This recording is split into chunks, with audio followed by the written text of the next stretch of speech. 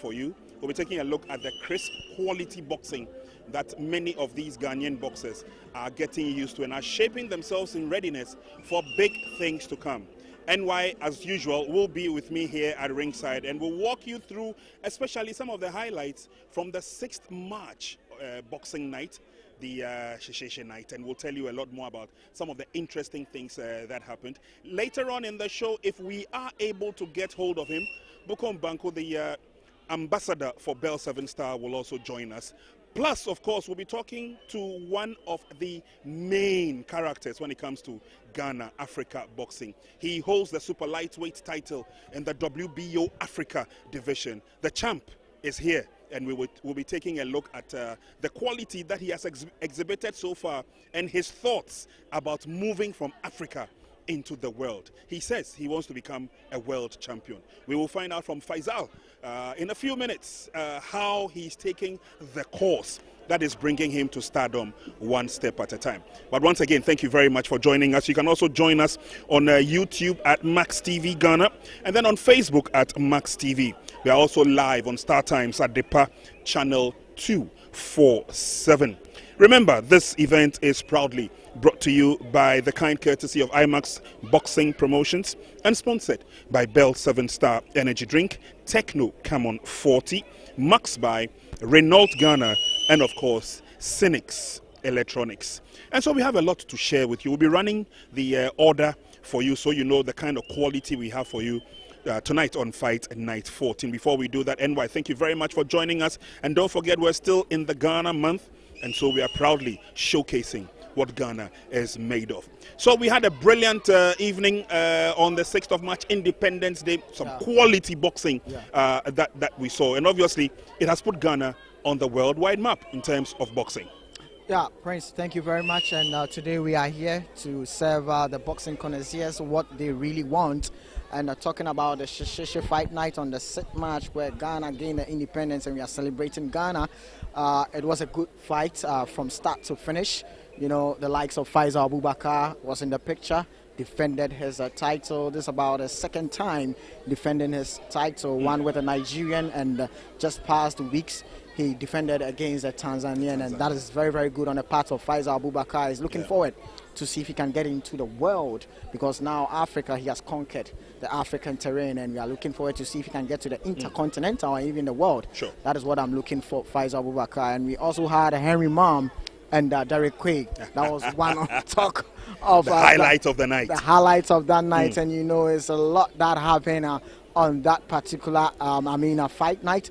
And I thank the promoters too as well, bringing out those kind of big fights, and even the matchmakers too as well, making sure that they bring this kind of fights. You know, I mean, those are the talk of that particular fight night. And Henry Mom and Derek Quay too. I mean, we're looking forward to see how it's going to end, but in the 7th round, you know, how intensified those two boxers were. Very intense, and we couldn't see the end of that particular bout. But you know, I mean, as you've seen on your screen there, and even I don't want to even be in the shoes of the referee on that night, because he had a lot of tough time separating these two boxers that want to really make a name out of that particular fight, because Derek Quay is saying that you get in and make sure he's going to hit Henry Mom. Henry Mom on the other side was telling people that, you know, he's the experienced side, and he's going to show Derek Quay that he's experienced more than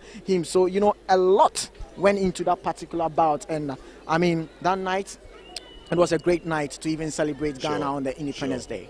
Well, it was a tough bout. This bout nearly turned into a WrestleMania kind of bout. If you remember, both boxers tumbled out of the ring and went down. But they came back with a lot of pride, because there was a lot at stake in this bout. And a lot of noise had also been made, especially on the part of Show Love. That's Derek Quay. Derek Quay is the boxer in the lighter trunks. And, well, both boxers gave a good account of themselves. But like we said, fight did not go to its logical conclusion. We're hoping that the GBA will bring these two boxers back again. Plus, of course, we had I think the highlight of the night was when Ghana defended the WBO Exactly. Africa Exactly. super lightweight Exactly. title. Boxers came into the ring with a lot of determination, Exactly. and you could see on Faisal's face that he was really determined, not only to defend the title but to prove a point to the rest of the world that, hey, I am ready for Africa, I am ready for the world. Exactly. You know, Faisal is a boxer. He fought with one Ugandan boxer in the name of Latibu, and you show the showcase of skills that he showed on that night. Latibu was one skillful fighter, and he has a way of turning things around with his opponent. So looking at how Faisal Abubakar took that fight showed that skill set that he has, and I tipped him that, you know, this guy is going to do a lot for Ghana in terms of boxing. Wow. Straightforward. Then he went to defend the title against Samuel, a Nigerian boxer, and he delivered on that night too as well. Then straightforward, we have him defending his title again against a Tanzanian boxer on the 6th match. This tells you how Faisal is determined to carry Ghana into the world. Super lightweight, WBO Africa. I don't think no one can beat him in Africa here. One of the few things, when we get close to him, I will find out whether the Tanzanian boxer was that credible a boxer, whether he took him for granted. The fight didn't go to the very end. It ended via the short in distance. The 4th round. Exactly. You know, Abdul Zuko coming into the fight against Faisal Abubakar was undefeated. Yes, he was. No one has beaten him. So that tells you the track that he's also coming into the ring to face off one tough Ghanaian boxer. He was coming in here to come and cause an upset. Okay. He wants to take the title from Faisal, but Faisal also knew what he has to do. He defended it and he delivered it on that night. We will be finding out a lot more from the champ himself when he joins us here at ringside. But let's take a look into fight night 14. The build-up, it's reached a crescendo, and we are gradually getting to the tail end of the season. Atokwashi's big lead has somehow been cut by virtue of the fact that they couldn't match up to the winning spree that they are used to. What are some of the expectations? And just before you answer that, let's go over to the league table. And there we see Atokwashi on 33 points. Ghana Army have closed the gap on 28. We've got Panics and Ghana Prisons on 24. And then Fit Square seconds out. And Complex 4, Palm Springs, also have 19 points apiece. That's just the top table of the league. The bottom of the table will also give us a clear indication of how the others are also fighting to close the gap. Akotoku Academy and Bridge Sonia on 18, and then follows Seaview on 15, Discipline on 13, Wisdom on 12, and Black Panthers on 9. Do we still think that is a done deal for Atokwashi? No, I don't think so, because when you look at just fight night 13, they lost to a Panex Gymnasium, and I saw that, you know what, just cutting the points to 5 points, then that tells you that when those who are behind Atokwashi just win about 2 fights, then they are going to surpass him. And this is where the pressure comes in. Coach Akainete is telling us that he being at the top there, no one is going to pass him. But when you see that now he has lost, Jivo Godsway couldn't defeat Simon Kafari from Panex, the fight night 13. And you know, one thing about Kafari that I've noticed is that maybe a lot of people have not noticed, but Prince, let me draw your attention to it. Simon Kafari was the boxer that was able to defeat a Ghanaian army boxer, and he made Ghana Army have their first defeat in this league. Simon Kafari is a boxer, very tricky, very, very tricky. So when you get into the ring with him, you might feel you can defeat him, but just split seconds, he'll cut you unaware. That is what he did to the Ghana Army boxer, and that is what he did to the Atokwashi boxer. So it tells you that this competition is very, very, very tight. Anybody can take it from the 1st to the 4th. We have Atokwashi, we have Ghana Army, we have Prisons, we have Complex 4, Panics. Anybody can take it. Can nip it. Okay, so in that regard and in that light, let's take a look at the pairings for fight night 14. And we've got some interesting matchups coming up. We'll start off first with the light heavyweight contest between Benjamin Tetteh and Ebenezer Lamptey. Then we will continue with another light heavyweight contest. This time it will feature Jonathan Mbanugu and Kujo Dara. We move on to the light heavyweight contest. Justus Asare and Gabriel Ashie will entertain the crowd here. Justus will represent the discipline gym, whilst Black Panthers have Gabriel Ashie displaying for them. Middleweight contest scheduled for 8 rounds has Ebenezer Sowah of Atokwashi and Daniel Tetteh of Akotoku Academy sorting things out. Key battles we have coming up later this evening, but the list doesn't end there. Let's continue with the super featherweight contest between Wasiru Mohammed and Sodiq Oyakojo. This bout should have happened on Independence Day, but due to 1 or 2 technicalities, it's been shifted onto tonight's bout. And so it's a bout that we all need to look out for. Very big return of Wasiru Mohammed.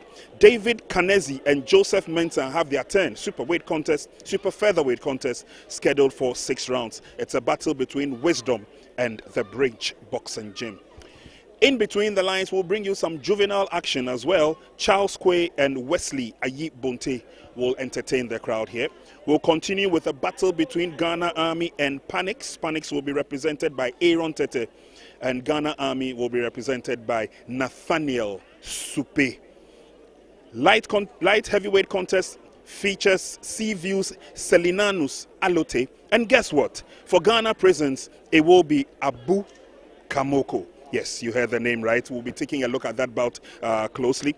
Then we will be finishing off with a light heavyweight contest between George Banson of Fifth Square and Ahmed Abdullah of Complex 4 Panix Gym. So that's the lineup we have, NY. Just before we go for our break, what do you make of the pairings, and which will be the pick of the pack for you? You know, Prince, I was thinking that looking at Fight Night 13 Atokwashi losing, I thought I would have picked Ebenezer Sowah and Daniel Tetteh, Atokwashi taking on Akotoku. But looking at what you just mentioned, Wasiru is on the bill too as well. Wasiru is on the bill tonight. And you mentioned one name too, Abu Kamoko. Yes. And Prince, I think I will have about 3 picks. 3 picks for tonight. Yes, because I'll be looking at Abu Kamoko. He has gone offshore. He went to the United Kingdom, has some training sessions. Yep. I want to see what he has gained, bringing it into Ghana here, entering into the ring, taking on a Seaview opponent. And I'll look at Wasiru Mohammed taking on Sadiq, and I'll also look at Atokwashi, how they are going to, bounce back and tell his supporters that, you know, yes, we lost, but we are still on track. Yes, they lost, but they are still on track, and so that's how heavy, that's how interesting the pairings will be tonight. Friday night, Friday event started with the weigh-in, but we've got the fight tonight, the 14th in the series of the Bell 7-Star Professional Boxing League. We'll run off quickly and do a break, and when we come back, we have a lot more to share with you as we get ourselves in readiness for Fight Night 14. Do stay with us.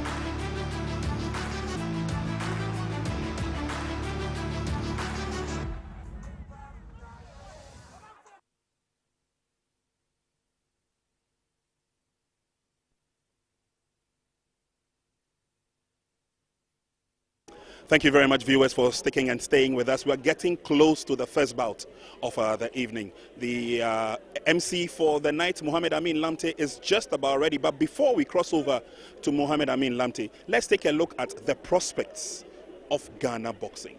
And on the 6th of March, if you did join us here at the Bukom Boxing Arena, or you watched on TV via Max TV, you would have seen the exploits of a boxer who is steadily rising to fame. He started from the lower ranks. He's built his character.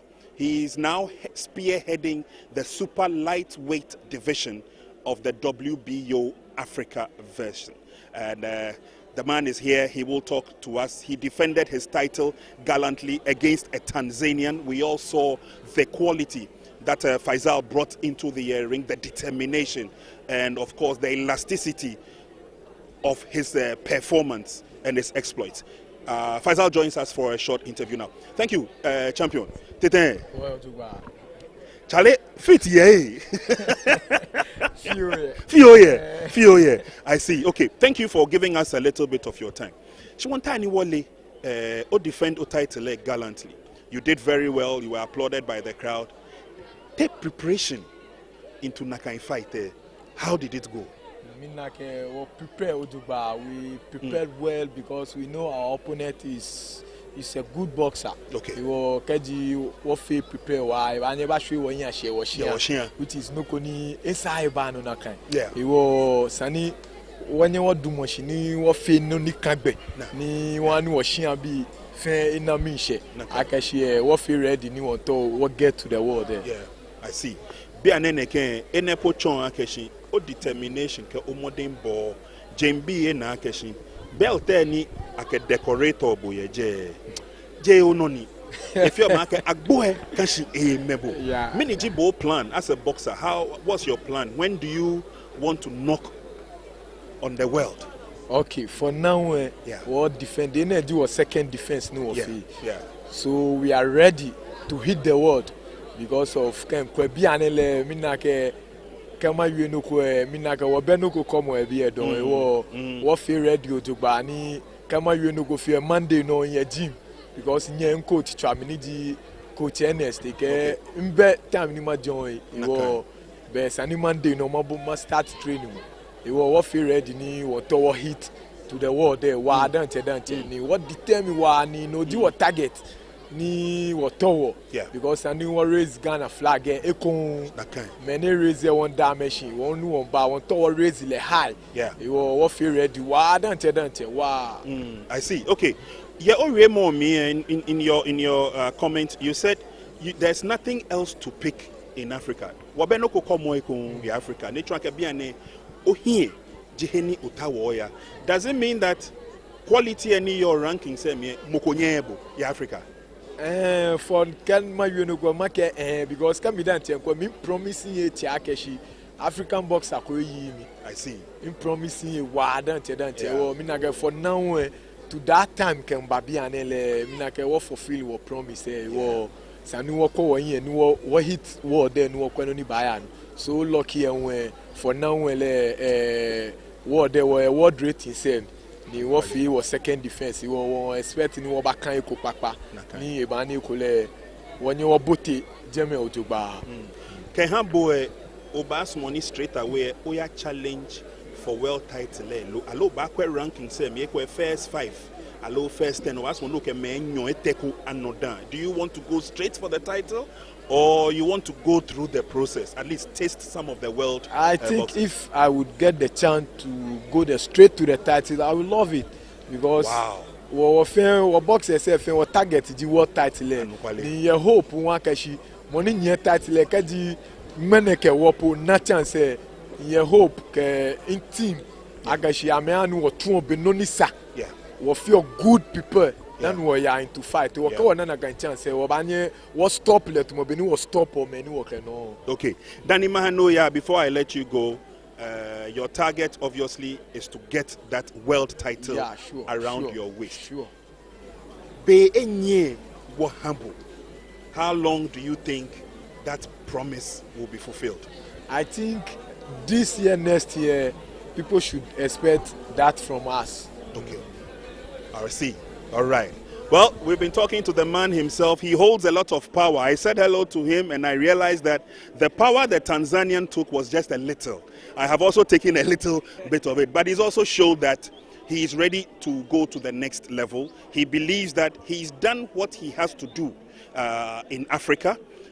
He's defended the title twice. He doesn't think that there's any other contender in his division, that's a super lightweight, talking about the WBO Africa. He wants to move into the world. His target is that if given the opportunity within a 2-year frame, he should have that world title on his waist. Of course, he can only do that if we support him with prayers and if he also excels in the gym. He's already heading back into the gym as early as Monday. There's no time to rest. He has explained that to us. And so we can only wish Faisal the very, very best of luck. We pray that he goes out there, he raises high the flag of Ghana. His fans will be here waiting for that triumphant entry with the title around his waist. Faisal, Oradon, thank you very much. We wish you the very best. Thank you. Anytime Obaba ring name, you are always ready to deliver. Very well ready. Very well ready. Thank you very much. Thank you very much. All right, so viewers, that was our Africa, WBO Africa champion, Faisal Abubakar. He defended his title just a couple of days ago. He believes that the sky is the limit. Well, if the sky is the limit, and then the break will also be our limit, because Muhammad Amin Lamptey will be crossing over to him just after the break so that he ushers us into fight night 14. Do sit back, relax, and enjoy the bouts.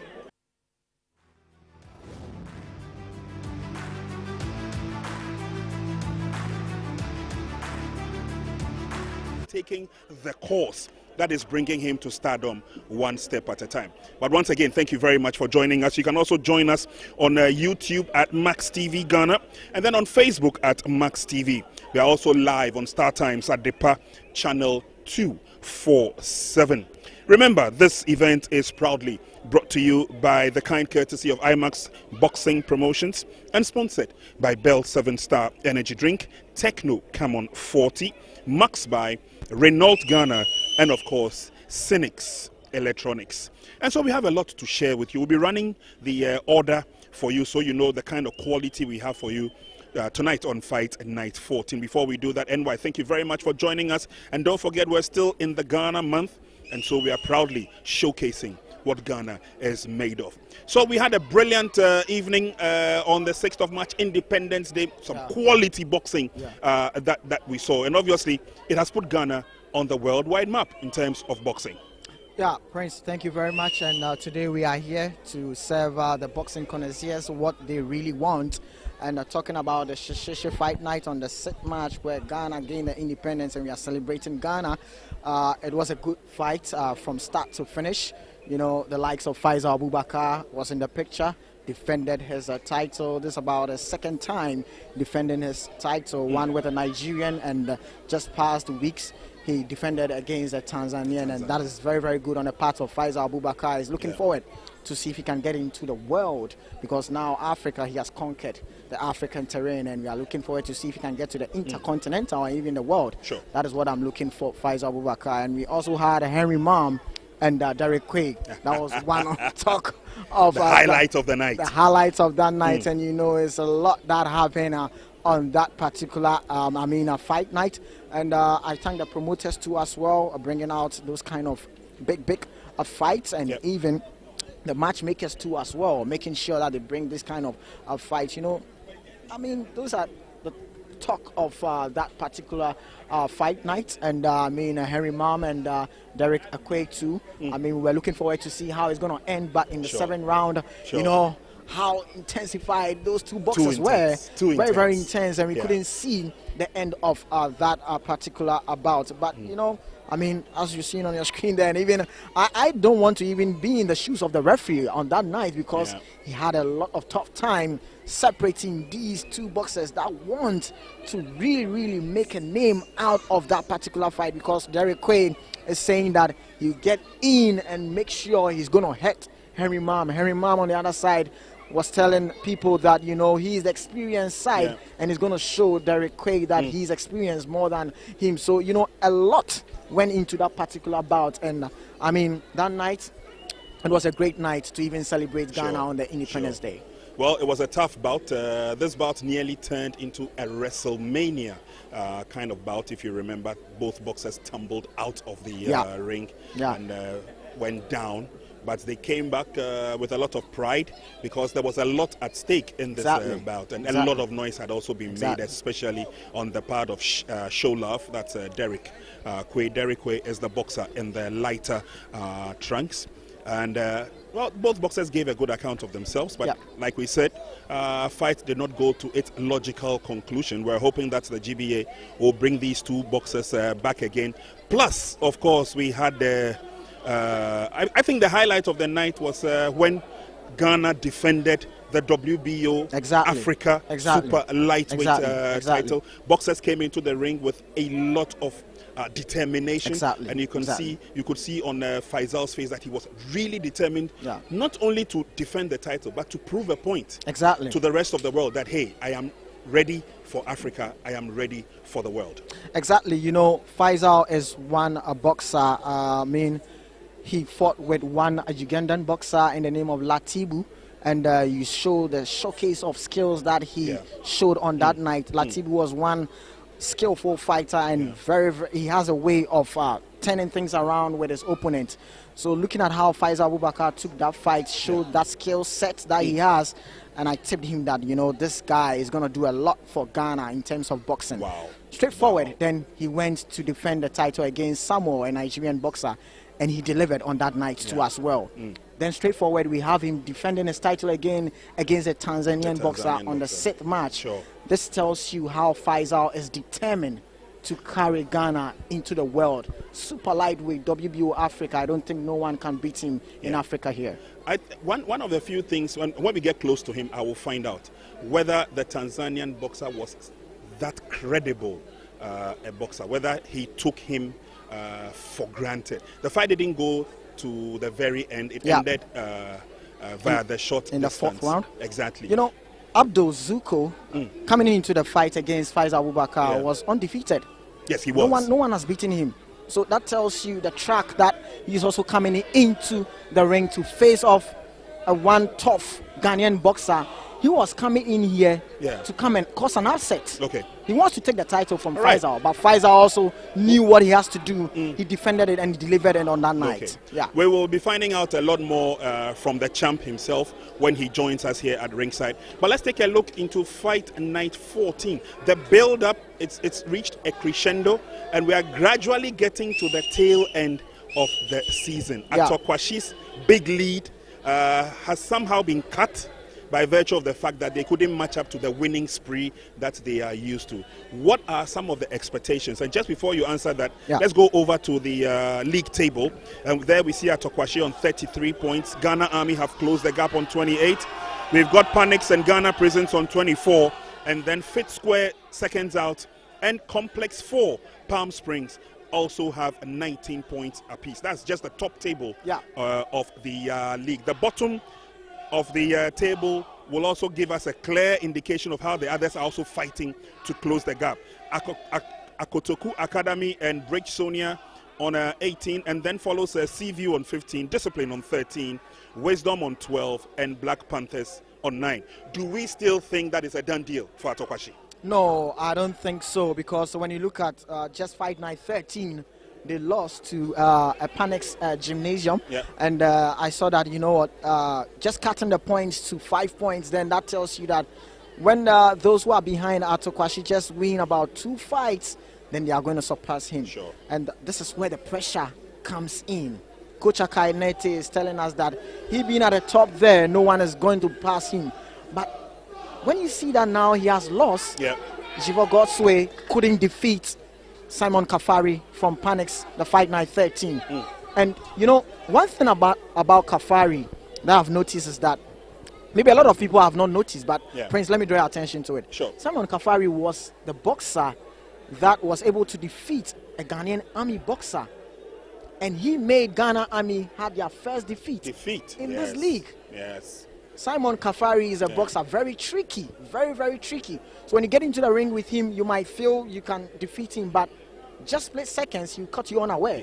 That is what he did to the Ghana Army boxer, and that is what he did to the Atokwashi boxer. So it tells you that this competition is very tight. Anybody can take it from the 1st to the 4th.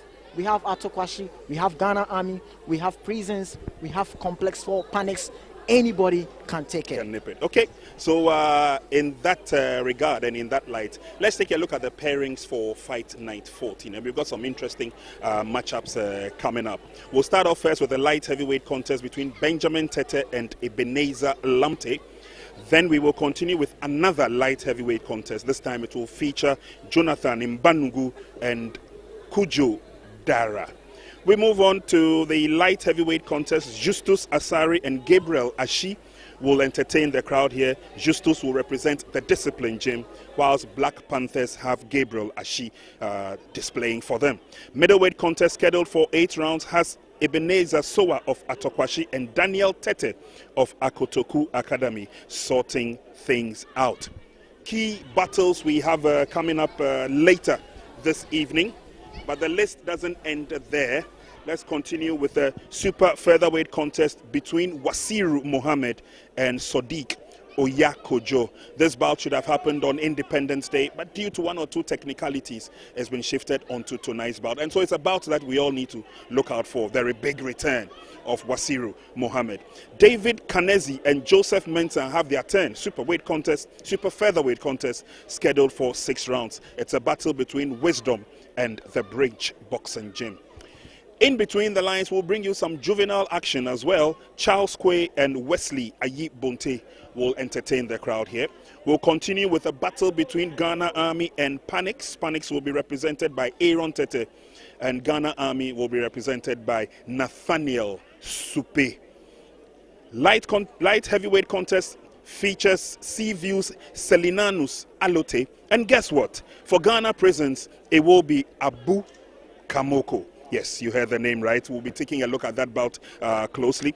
Then we will be finishing off with a light heavyweight contest between George Banson of Fifth Square and Ahmed Abdullah of Complex 4 Panix Gym. So that's the lineup we have, NY. Just before we go for... Is a special night, and 15th of March 2025, and we are celebrating week number 14 of the ongoing Girls 7-Star Professional Boxing League here in Ghana. And we thank you so much for being part of this wonderful boxing league. Today is a special day because I have a special personality who has been in boxing for years joining us today. Now, before we get into the details, let me give you the quote for the day. The quote for the day is coming from the legend, former heavyweight boxer Muhammad Ali. And this is what he said. He who is not courageous enough to take risk will accomplish nothing in life. He who is not courageous enough to take risk in life will never accomplish anything in life. So this is the quote coming from Muhammad Ali. My name is Muhammad Amin Lamptey. At the commentary position, we have Prince Anan and Nanayao Anderson. They are the commentators. Thank you so much for coming. But I can courtesy of IMAX Boxing Promotions and Ghana Boxing Authority, we are here. Tonight, it has been sanctioned and approved by Ghana Boxing Authority. We have the first bout of the night.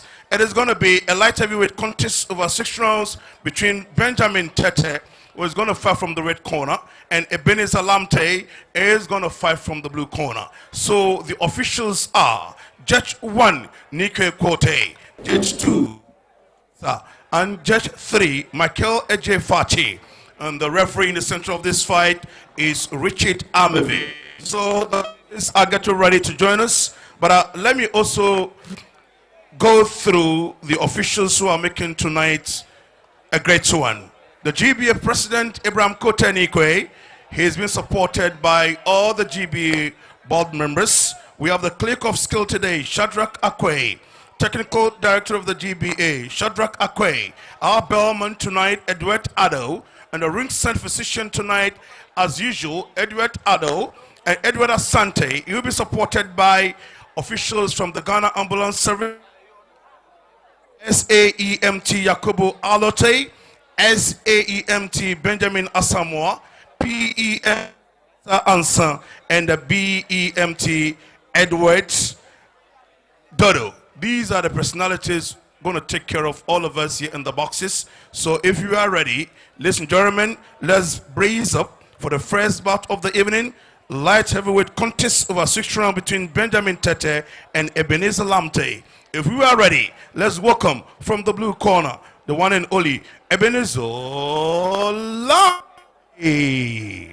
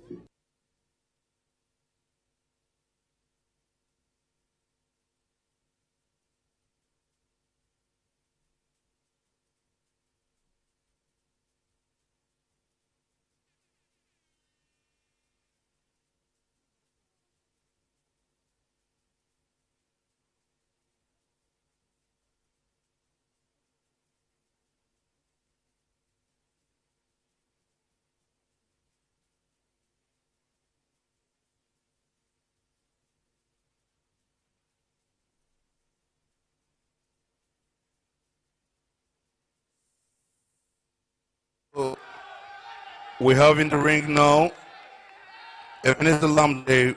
Now let's welcome from the red corner, ladies and gentlemen, Benjamin Tetteh.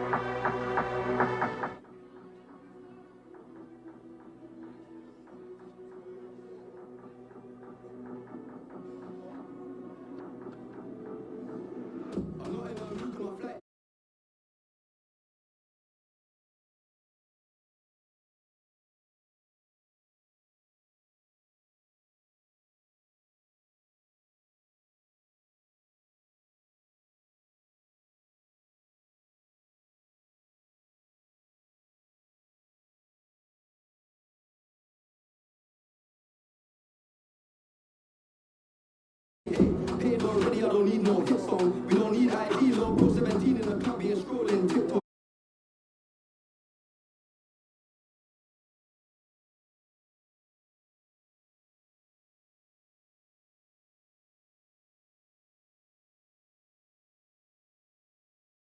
Us live from the Bukom Boxing Arena. This is the heartbeat of Ghana boxing, live on Max TV, the best TV station when it comes to sports, entertainment, and more.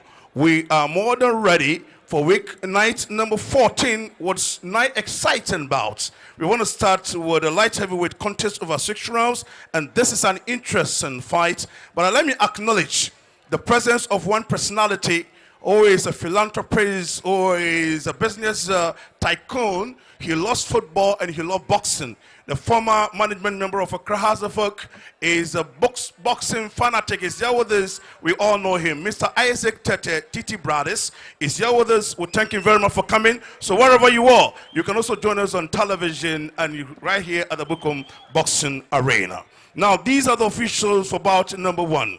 Judge 1, Quay. Judge 2, Sule Isa, and Judge 3, T.A. Brown. Now introducing the boxer fighting from the blue corner. This is the boxer who came to the ring with white trunks, red gloves, and light red shoes to match. With a weight of 178 pounds, this is the boxer who made his debut in professional boxing in 2024. This is the boxer with a official record of 33 fights. 29 defeats, 4 victories. Presenting to you, ladies and gentlemen, the boxer from the blue corner, Ebenezer Lamptey. Now switching over to the red corner is one of the finest boxers when it comes to light heavyweight division in Ghana. And tonight is wearing black and white trunks, black and white shoe, red gloves to match. He came to the ring with a weight of 177.6 pounds. Ladies and gentlemen, he's making his second appearance on the professional boxing platform. The first fight, he won it. Today he's making another waves and he's looking forward to win the fight. He made his debut in 2022. Presenting to you from the red corner, ladies and gentlemen, Benjamin Tetteh. And the man in the center of this fight is Richard Amivi.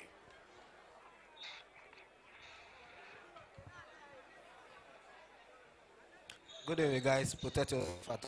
It's whatever I say, you must obey. When I say stop, you stop. When I say break, you break. Touch gloves.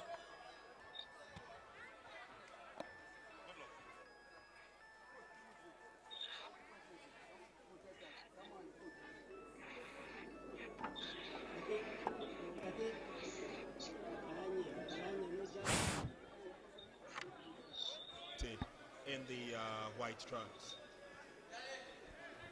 Round one.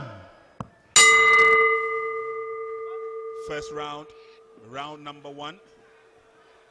Let's see what quality these two boxers have. I remember Benjamin Tetteh made his debut right here, and he won that bout.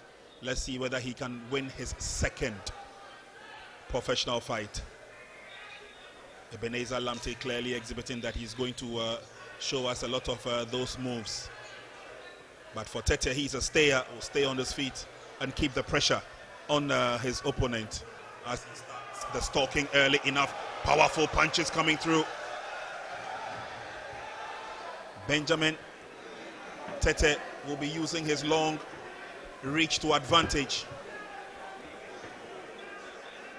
keeping a steady pace on his opponent as Benjamin Tetteh runs around the Ebenezer Lamptey, I beg your pardon, runs around the ring.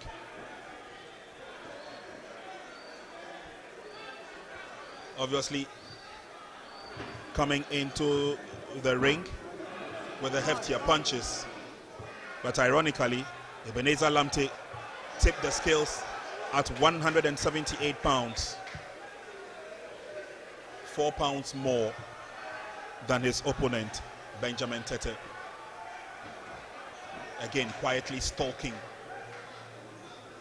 Ebenezer Lamptey as he continues to move around the ring. Tetteh is not perturbed and will continuously and continually stalk his opponent. Tries to establish the jab early enough. Good block by Tetteh.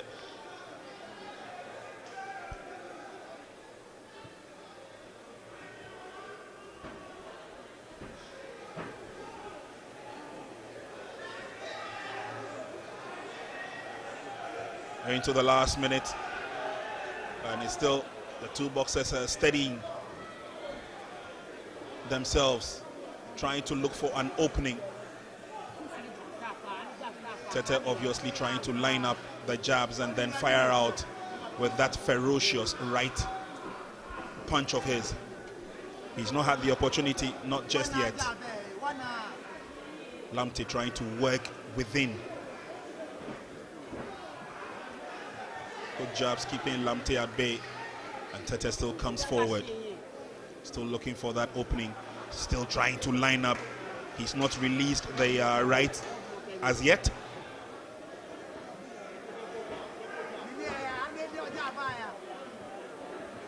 Trying to use the jabs to keep his opponent at bay as we get into the last 10 seconds. Good enough for both boxers. They've established whatever plan they have against their opponent. End of the first round.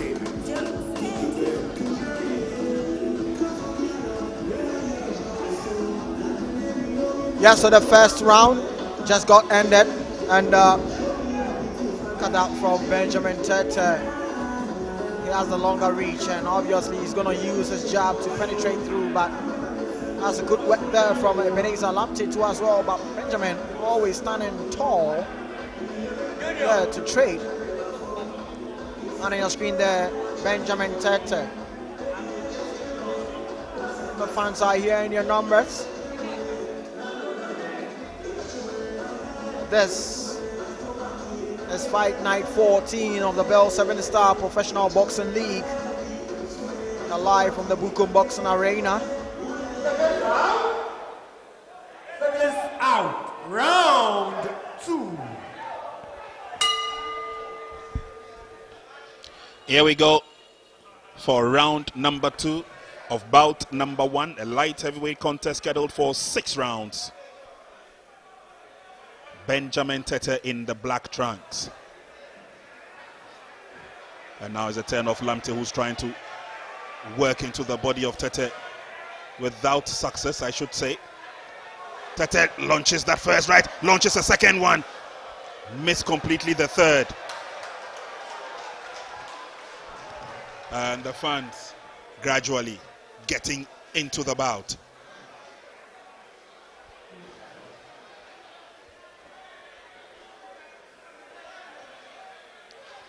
Tetteh patiently waiting to pounce on his opponent.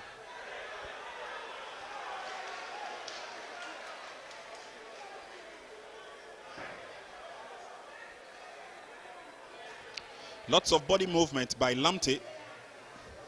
Not too sure whether it's the right tactic for a light heavy, but for Tetteh, he's just patiently but continuously stalking Lamptey. Now trying to put him in the corner and line him up for a couple of jabs. He tries to launch, didn't get the opportunity, then he goes with the right. Lamptey fights out of that situation. The uppercut there, missing a second one, and then he launches into Lamptey.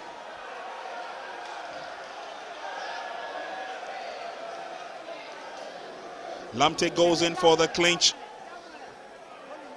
but obviously showing that he still has lots of fireworks in him.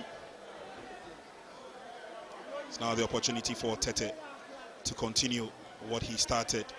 He's realized that there is an opportunity for him to go for the in-trade. Again, tries to line him up for the body punch. Is a big one by the right, and then the left to the head of Lamptey. Lamptey still stands tall. He tries to work on the body. Good block from Tetteh.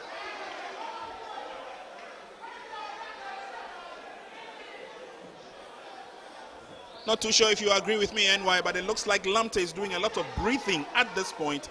But you can see Tetteh, he's so composed, relaxed, and walking into the fight. Yeah, good observation there, Prince. As a result of Ebenezer Lamptey moving too much in the ring, and he's doing a lot of exerting too much energy. Benjamin, on the other hand, is just being patient and getting the 1 and 2, getting through, relying on his long jab there, and that is doing a lot of damage on the Ebenezer Lamptey, and there goes the bell. The problems have started for Lamptey. Complaining of the shoulder. Difficult to determine whether the shoulder has come out and has to be fixed back in there. Yeah, you know, Prince, you know, in the second round, it seems both boxers tend to trade well there, and you know, Ebenezer started strong there in the second round, but when it was a turn of Benjamin, Ebenezer felt the heat coming from Benjamin, and maybe that could be as a result of Ebenezer having that injury on his right arm. But you're gonna see the intent of that injury on Ebenezer. Round But I must say the 3. second round was a good one from the two boxers. Ebenezer is still down there.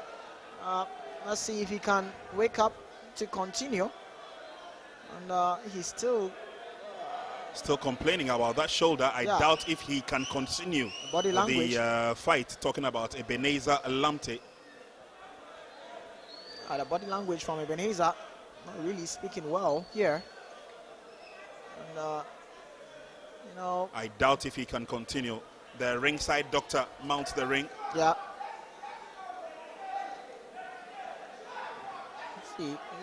So far, it's been good. Tetteh had clearly showed that he had the fight under his control. We saw a lot of movement from Lamptey, and I was wondering whether that would not tire him out early in the bout. He's up on his feet, swings the arm around,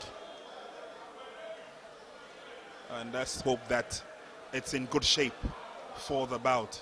Oh, Prince, I doubt if that is going to be in good shape because Ebenezer is going to move quite too much in the ring, and he has to let his hands do the talking, and fighting with a tall guy in the name of Benjamin is going to be difficult for Ebenezer. Well, let's see what kind of stuff Lamptey is made of. The referee went to his corner and asked him if he can continue. He says he surely can. But obviously, Tetteh would want to continue with the onslaught. That was a big one to the head of Lamptey, and there it happens again. Seems to be a trouble spot for Lamptey. Well, Prince, with this, I doubt if Ebenezer Lamptey can continue because it seems to be his shoulder, and you know, the way the punches will be thrown, definitely your shoulder is going to be whacked on. And Benjamin Tetteh. Now, I doubt if he'll continue. Now, this fight is over.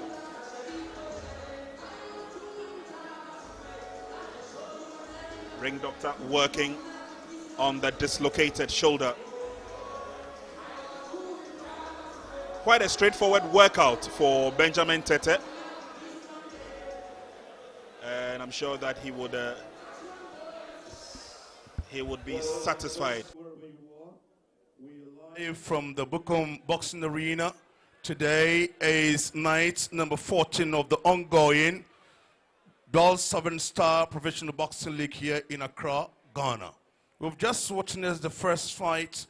Very, very interesting fight. It was a light heavyweight contest over 6 rounds. The fight ended prematurely because of a shoulder dislocation. It was very, very sad. We have the verdict. But before the verdict, shall we put our hands together for the two boxers? It was an amazing fight. And before the verdicts, let me say thank you to Bell Star, producers of 7-Star Energy Drink. We say thank you to Premium Motors, sole agent and distributors of Renault Cars in Ghana, Soccerbet, Techno Mobile, Max Buy, and IMAS Electronics. So we thank them so much for what they have done for us since the war. Now we have the verdicts. In round number 3, by a technical knockout in 27 seconds, Chairman presenting to you the winner from the red corner, Ben Lamptey. Ben Tetteh, I should say. Ben, congratulations. Thank you. All right. How are you? Fine. Good. Winning this fight, feel? I feel good. Why would you feel good?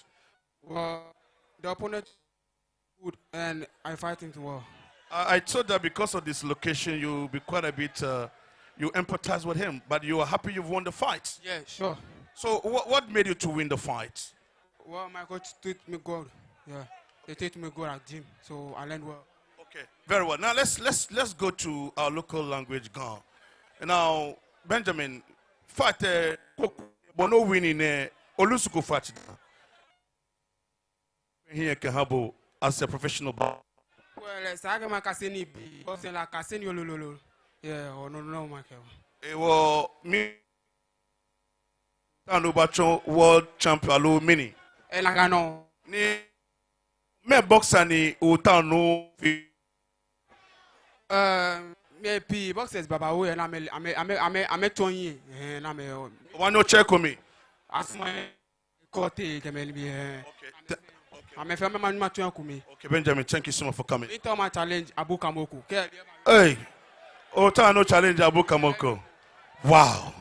So Abu Kamoko is coming to fight today. It will be a Shanibano. Thank you so much. All right. Okay, very well. So that is Benjamin Tetteh says that he wants to fight Abu Kamoko. Abu Kamoko is on the bill today. He just returned from UK for training tour. You know, he's under the management of Sharaf Mahama. So he will be fighting tonight. He says that he wants to fight Abu Kamoko. So let's get ready for our next bout of the evening. And this is going to be a featherweight contest over 6 rounds between Justice Asare. He's going to fight from the red corner. And Gabriel Ashie is also going to fight from the blue corner. And the officials for this bout, we have Judge 1, Nathaniel Nikwe Kote. Judge 2, Sule Issa. And Judge 3, Brown. These are the 3 judges. And the referee is Richard Amave. So the boxer from the blue corner, if he's ready, let's welcome him, Gabriel Ashie.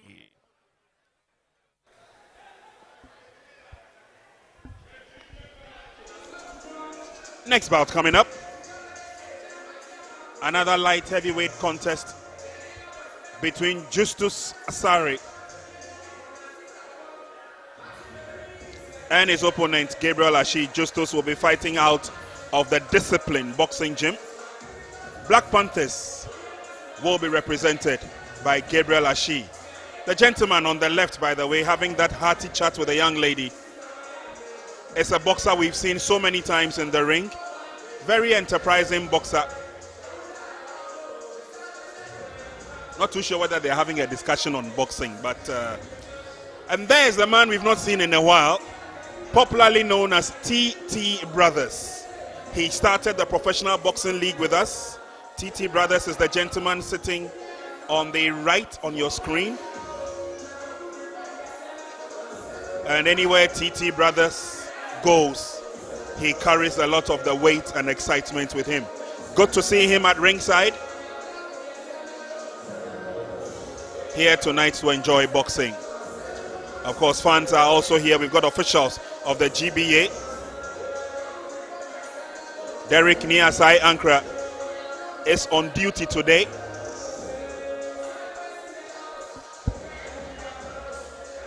Making sure that we get the scores right. He'll be supported today by Shadrach Quay, technical director. And look at the seriousness on the young lady's face. I'm sure she's expecting a couple of knockouts, which will bring some amount of excitement. But we've got a handful of fights to come your way, and so the excitement definitely will go on. Don't forget, at ringside, NY spoke about some of the bouts he'll be looking forward to. And definitely when we get there, you will come to the realization why he believes that those are the fights that we should watch out for. Thankfully, you saw the exploits of the WBO Africa Super Lightweight Champion Faisal right here on this network. And once you are hooked onto Max TV, you don't lose a minute of the action. We'll cross over to ringside as Lamptey takes over. Gentlemen, you're still watching us live from the Bukum Boxing. You're live on Max TV, the best TV station when it comes to sports, entertainment, and more. Today is week going Bell 7-Star Professional Boxing League. And this is bout number 2. It's going to be a super featherweight contest over 6 rounds. The 3 judges are Nathaniel Nikwe, Sule Issa, and T.A. Brown. Now introducing the boxer fighting the blue corner. There is a boxer who is coming from the Black Panthers Boxing Gymnasium here in Accra under the tutelage of Coach Ebenezer J. This is the boxer who came to the ring with a weight of 133 pounds. This is the boxer who is making his second appearance on the professional platform. The first fight he won by a technical knockout. He's making a second appearance today. He made his debut as a professional in 2025. This is the boxer everybody is looking up to. Presenting to you the The boxer from the blue corner, Gabriel Ashie. Now crossing over to the red corner. And this is another interesting boxer who came to the ring with a weight of 130 pounds with an official record of 2 fights, no victory, no draw, and 2 defeats. He's making his 3rd appearance on the professional platform. He made his debut in 2024. Ladies and gentlemen, presenting to you from the red corner, Justice Asare. And the referee is Richard Amevi.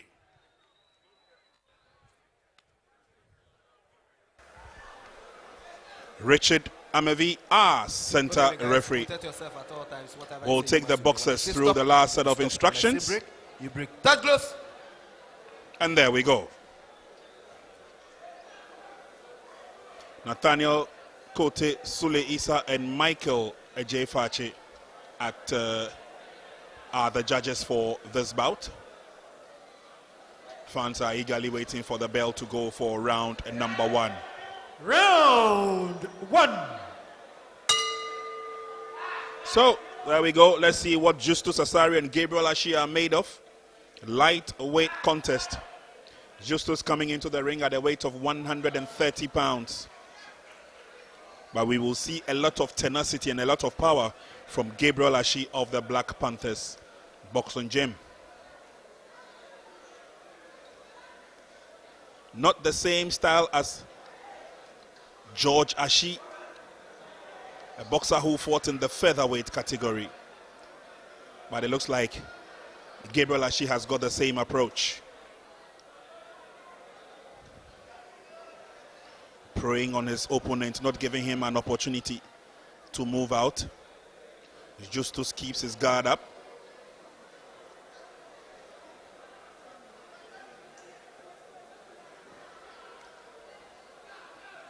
In a conversation with Gabriel Ashie's coach, he says, my boxer fights like a praying mantis. He springs on you when you least expect it, and there he tries to open up.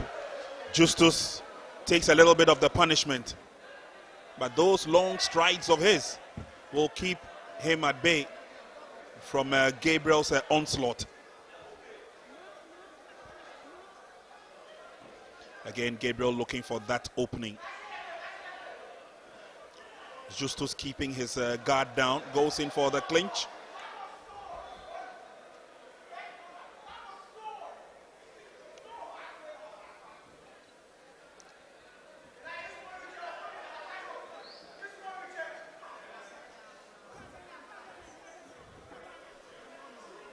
Corners of both coaches issuing out instructions.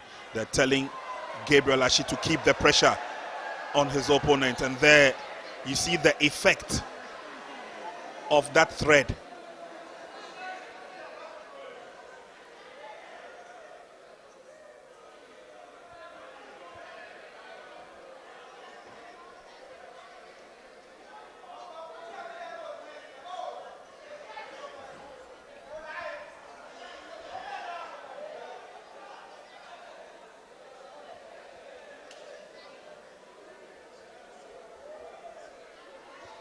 Amevi asks the two boxers to continue. An opportunity for Justus to see whether he can establish those long jabs of his. Gabriel Ashie not giving him that much time and space to settle into his stride, Justus. And that's a big one. Straight to the head of Justus, it rocked him, but still stands on his feet.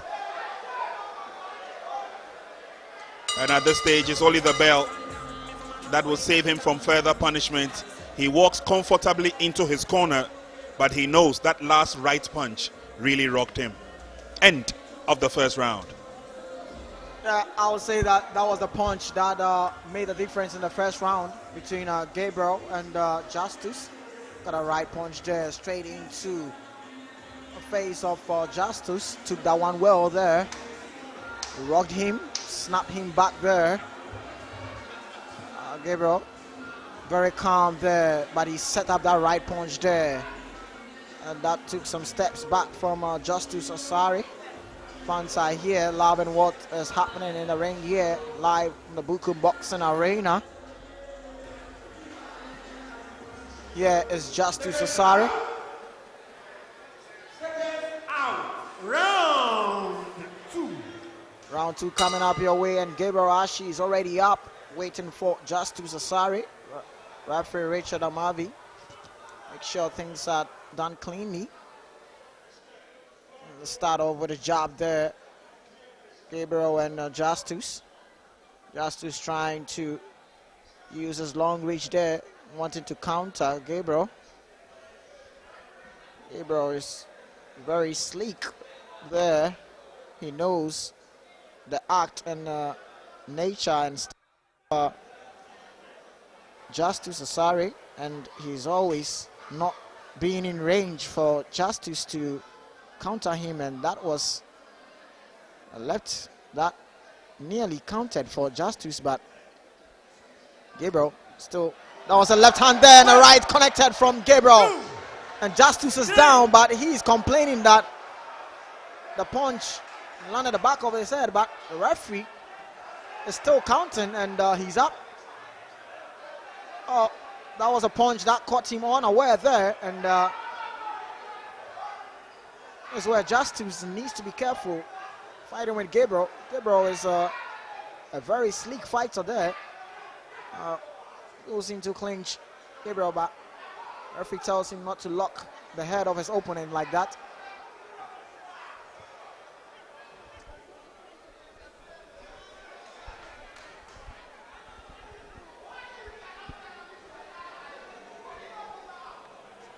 Oh, Gabriel gets him with the right hand, and Justice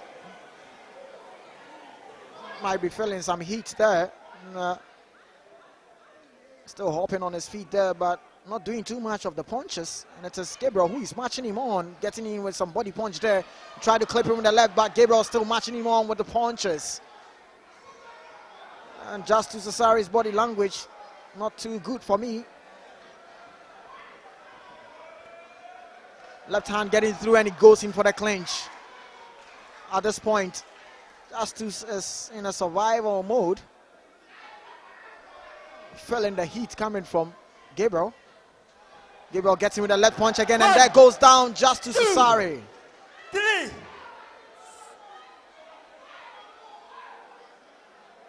And he's being counted, but he's up again. Referee asks him if he's okay. He says, yes, I am. Let's see.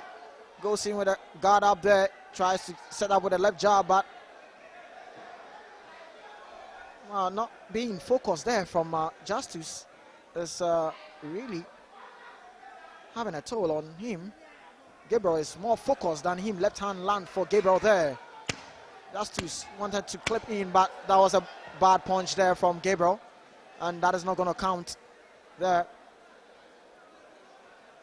Referee goes to Gabriel, tells him that's an illegal punch.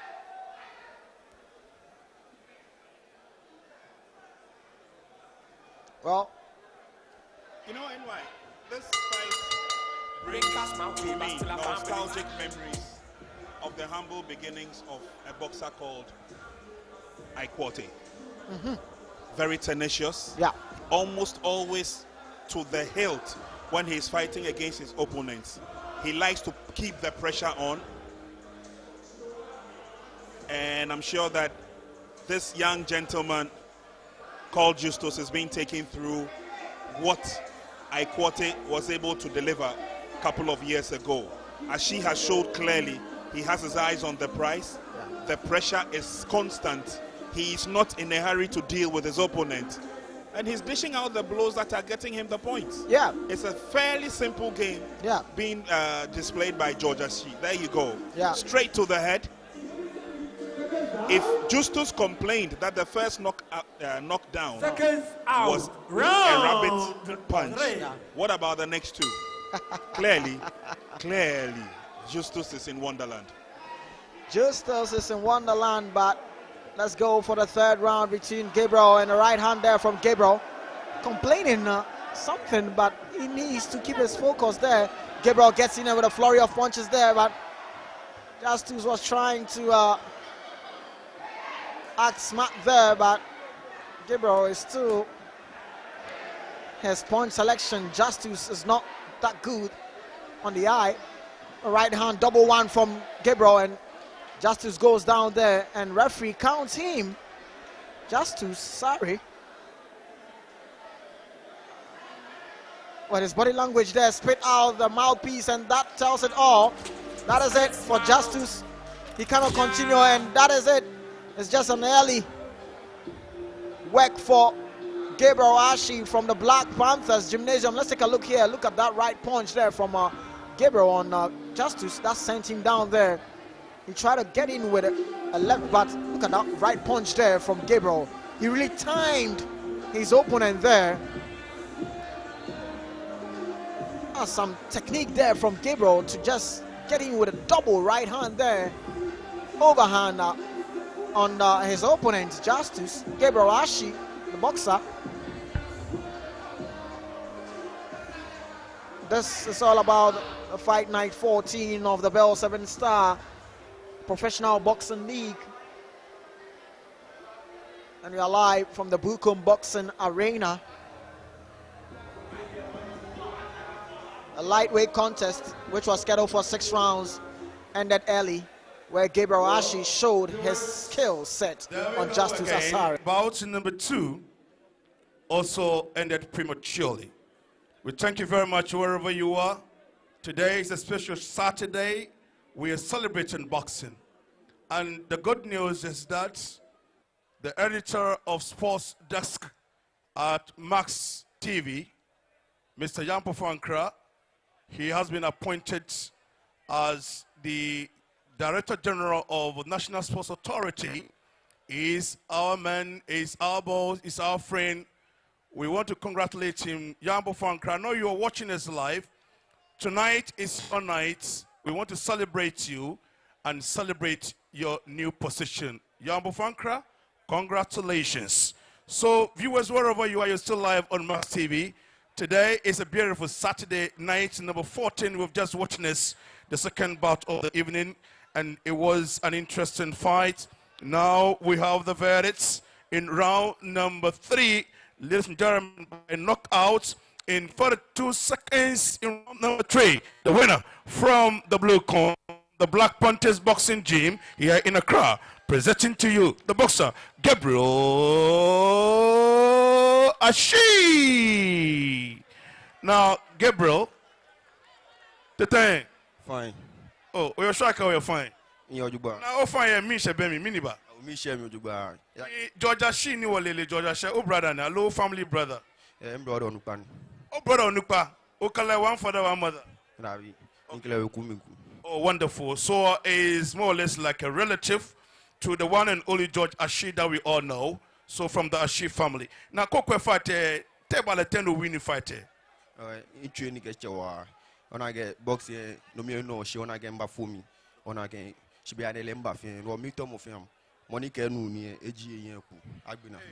Bebo is anoka o ta no kemokano. She no che no be anoku so bane. Ani ale aka ofere da lo fi ko ready. I'm a family I work up in here. I'm a nya. O ba nyo che ko ma lo enyolo. Oh, me talk Quay. Quay ekun. Oh, my sin to me ale. Eh, apapoli awe. Really? Fantastic. Okay, Biane Otao Nikwe, oh no second fight, Olusuku down. It went a trunker Okala here, low mini baba. Oh, and you can make me say, knock out by Jimmy. Okay, careful for you more jolly. Okay, no problem. Now, Biana, mini you more can fun sending question. Me, damn, a fancy. I may keep supporting me. No, I'm a mafia. I'm a radon. Gabriel, thank you so much. I will put hands together for Gabriel. Is the winner. So that was bout number 2. So let's get ready for bout number 3, and this is going to be a light heavyweight contest over 8 rounds between Jonathan Imanu, who is going to fight from the red corner, and Kujo Dara is going to fight from the blue corner. The officials are Judge 1, Richard Amave, Judge 2, Sule Isa, and Judge 3, T.A. Brown. The referee is Nathaniel Quay. So if the boxes are ready, for the light heavyweight contest over 8 rounds. Let's welcome from the blue corner, Kujo Dara.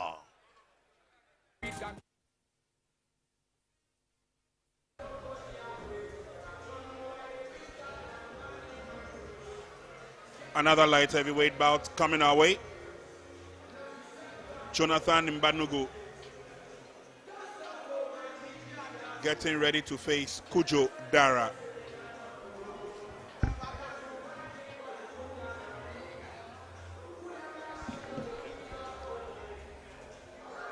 Yeah, as you see on your screen there, light heavyweight contest, which is going to be scheduled for 8 rounds. And Kujo Dara will be taking on Jonathan Imanu.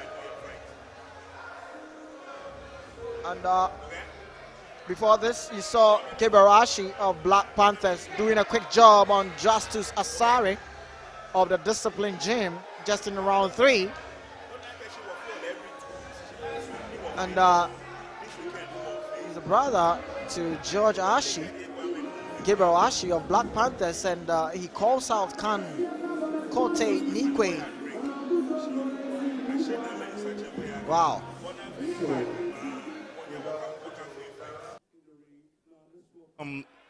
From the red corner, Jonathan Imanu.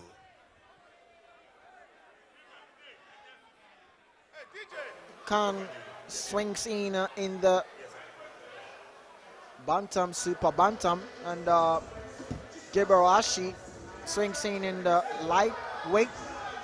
Well, if that fight happens, then they need to check the weight where these two boxers are going to fight in.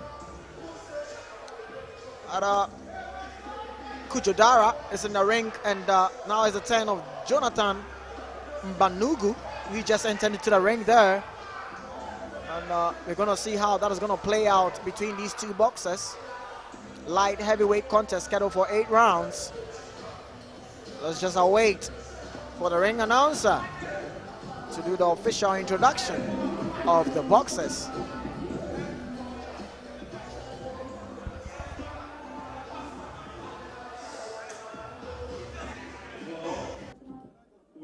For bout number 3 for night number 14 of the ongoing Bell 7-Star Professional Boxing League here in Accra, Ghana.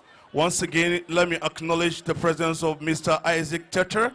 Is the man in charge of Tetteh Brothers, one of the finest companies in Ghana, and we thank him so much for coming back to boxing.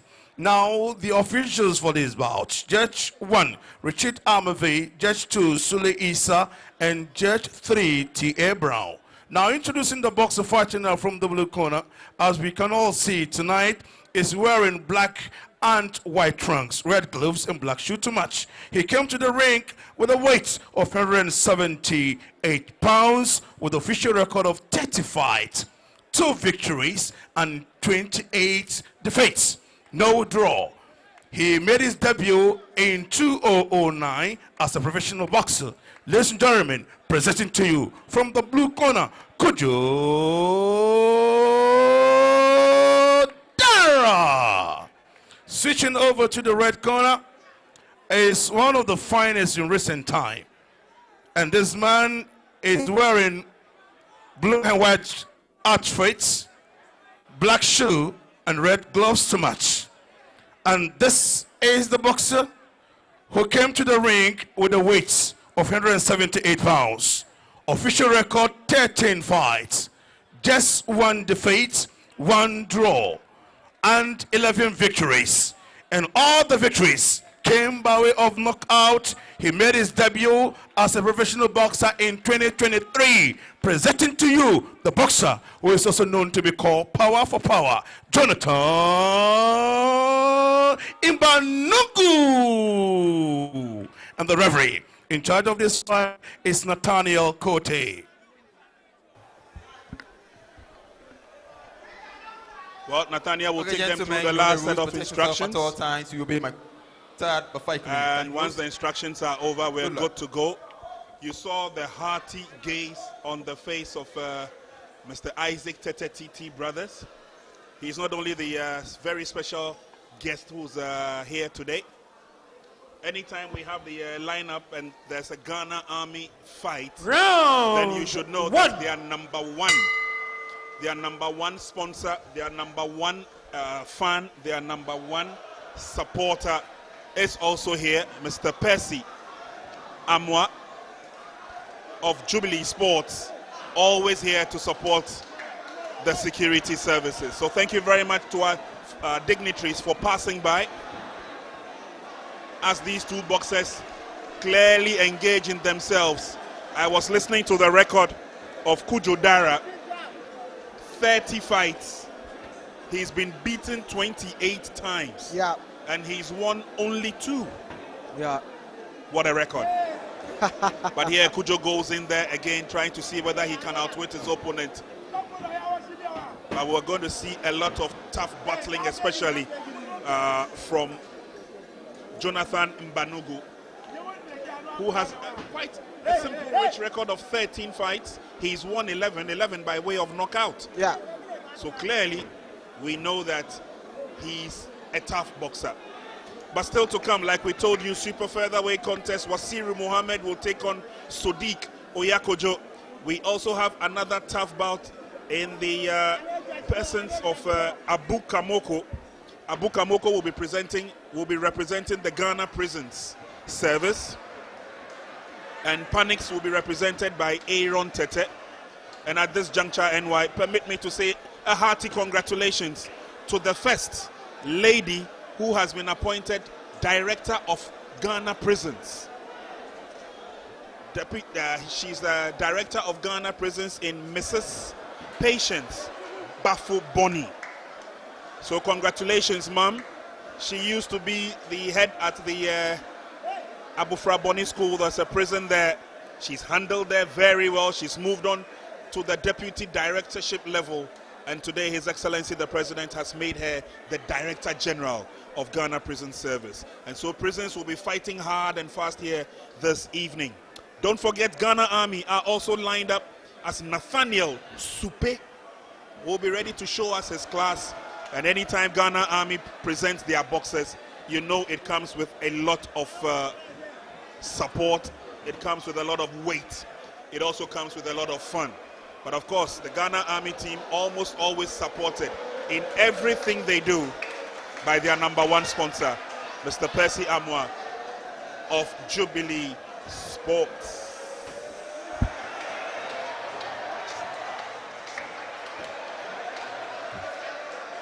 Bout getting interesting by the minute as these two boxers try to show their masterclass. Kujo Dara takes the punishment at this stage. Mbanungu. And Kujo goes in for the clinch. That's a very fast one. Fast thinking. But Mbanungu will not allow him to rest. Kujo seems to have run out of steam. He seems to have run out of gas, NY. Just taking the punishment as he comes. He goes back to his corner. He's forgotten that he's in a fight. Well, end of the round. But look at him there. Someone who has run out of steam. He's there dancing to the beat at the end of this first round. That's interesting there from this boxer Kujo Dara. Well, let's take a look here. It is two light heavyweight boxers who wants to show their grit and power there. But it is Kujo who trying to sneak in with some tricky moments there. But Jonathan Mbanugu knows his worth. He always wants to rely on his long jab there. He's setting with that right hand there from Jonathan, where Kujo took that one well. But Prince, let's take a look at Kujo's style of fighting. It's a bit awkward. Seconds to me. out. Round 2. Well, maybe gives a clear indication of why he's not been able to reign supreme in his 30 fights. Yeah. He's got a very, very awkward style of boxing, but I like his tenacious ambition. Almost always wants to go into the opponent and try and claw back some pride. But I can see in the other corner far away, the Ghana Army team is also getting ready. They are trying to psych themselves up, and there will be a lot of excitement in that bout as Ghana Army take on Panics. Again, they've got eagle eyes of Mr. Percy Amwa Awards Center. Percy Amwa Awards Center is here to give Ghana Army the necessary support. We also have Mr. Isaac Tetteh of TT Brothers. It's good to see him at ringside today. Yeah. And I'm sure he's also loving every bit of it. Exactly. But again, let's get back into the ring. And Kujo battling out for supremacy. He's rocked there by Imbanugu's hard right. Goes into the clinch. Obviously, trying to buy time and also avoid further punishment. He goes in for the clinch once again. Not too sure whether this will be a routine in the bout. But it's just a matter of time for Jonathan to get his punch connecting, and he's trying to get in with an uppercut because he sees Kujo always wanting to come in, and a right hand there from Kujo. Jonathan took that one well, and look, there goes Kujo again, and Jonathan wants to get in with an uppercut. He noticed Kujo always wants to come in with his head down there, and an uppercut getting in clean might worry Kujo there. There they go with a tussle nature again, and Kujo wanting to get into the clinch, but Jonathan not falling for a body punch there from Jonathan. Another body punch from Jonathan again.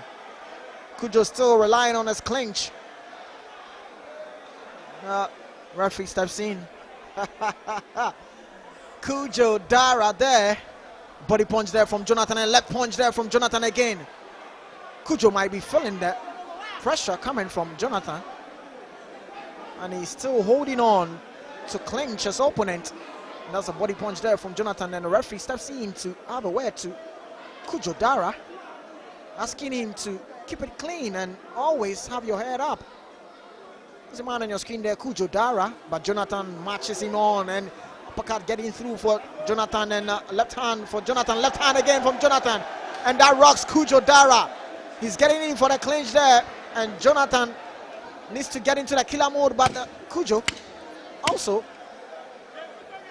relying on his strategy there. Right hand there from Jonathan, that rocks Kujo. Kujo helplessly gets in for the clinch, and there goes the bell. Oh, interesting moments here at the Bukum Boxing Arena. The strategy by Kujo obviously will not help him in this regard. He's taking in a lot of punishment, and he has a strategy. Anytime he's rocked with a punch, he wants to go in for the clinch. You remember that on the final effort of trying to get the clinch, Mbanugu walked out of the way. He nearly fell down. Yeah. So yes, he will take the punishment, and then quickly he likes to duck and go in for the clinch. Yeah. Not a very good tactic for a boxer. Not at all. And I am personally not surprised that he's not won majority of his bouts. Technique is almost always wrong, and he tires out. Round well, brings Kujo Dara have otherwise with what we are saying here. Well, he might be falling short with a skill set in boxing, but he has another skill set that he can do well in with his dance skills there. But there we go with the third round there, and both boxers trying to get in with an inside fight, and Kujo being the shorter of the two, trying to dig in with some body shot, but Jonathan always trying to muzzle him there. Jonathan Imbanugu gets in with a right hand and a left, but Kujo tries to clinch and have a tussle and hustle with him. Jonathan trying to get in with a body punch there, but Kujo wanting to get in with a right hand there. Look at the eyes there from Kujo. Body punch there from Jonathan, and both fighters wants to go in with an inside fight, but it's a skill set of Kujo Dara. Is what a referee keeps questioning and telling him to keep his head up. Giving him a last warning. Yeah. Well, and it is Jonathan who marched on there, and Kujo tried to get in with some flurry, but they get in with a clinch again, but this time around they want to fall for the inside fight, and Jonathan getting in with some flurry of punches there. on Kujo. Kujo trying to fight that inside fight with Jonathan, but Jonathan punches. Might have some damage on Kujo. Getting with his own body punches there. Uppercut slightly misses there from Kujo. Kujo also trying to fight fire with Jonathan Imanu. And still it is Kujo who is still wanting to clinch, but well, he gets in with completely losing his step and his balance there, but clearly he will still want to continue with the fight, and that's what really keeps him going. Yeah. And that's what the fans also love. At least the excitement in the bout is still there. He is delivering where he can deliver. He's actually scored a few points from the uppercut. Yeah. But the only thing we are not too happy about or enthused about is the fact that he always goes in for the clinch when he's in trouble. It's allowed in professional boxing, but then this time the punch lands fair and square. Exactly. This is what Jonathan was looking for and searching for. He was just searching for that right moment to get a clean punch and land on Kujo Dara, where he gets that in this third round.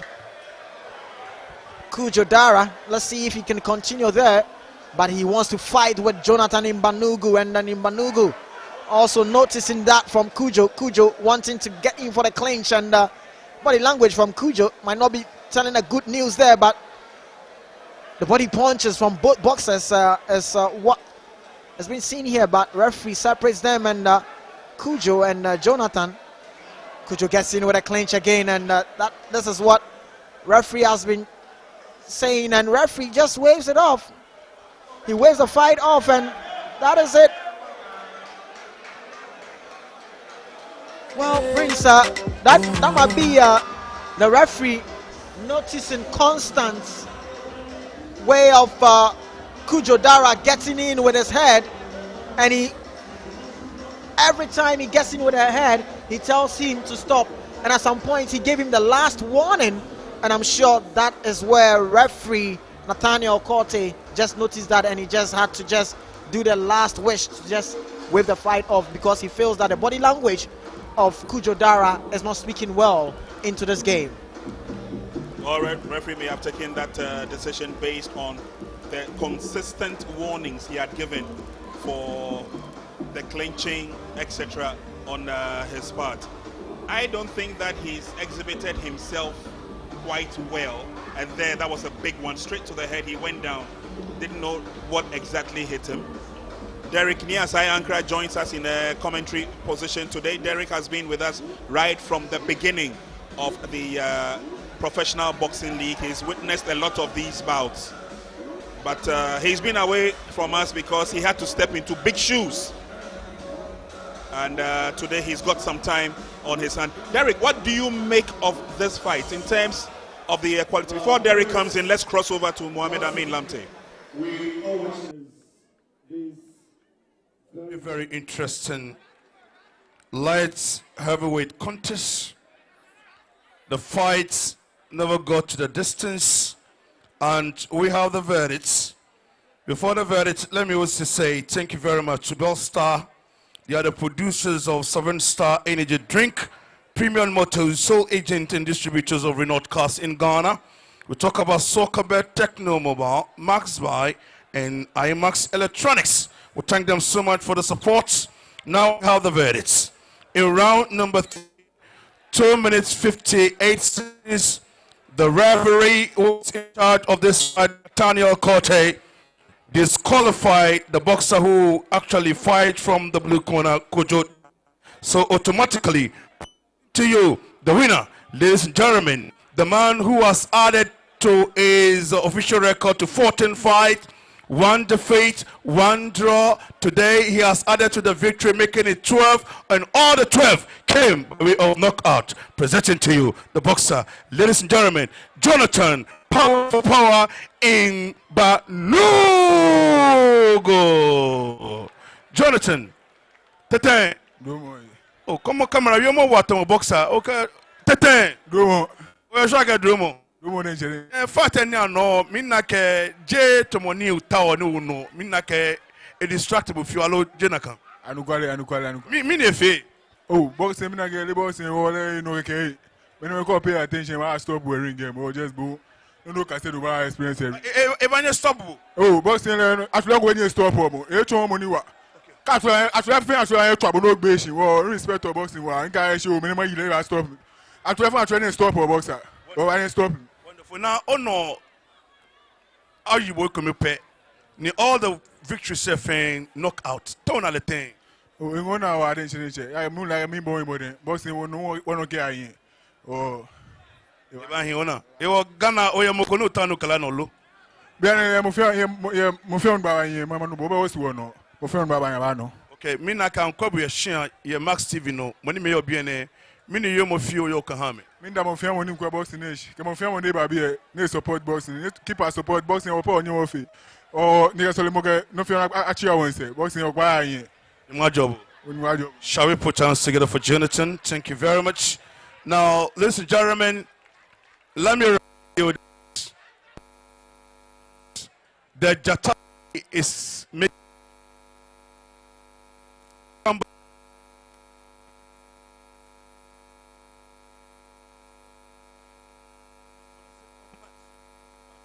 circumstances beyond the control of Ghana Boxing Authority. That fight never came on. So today is going to fight Abu Kamoko.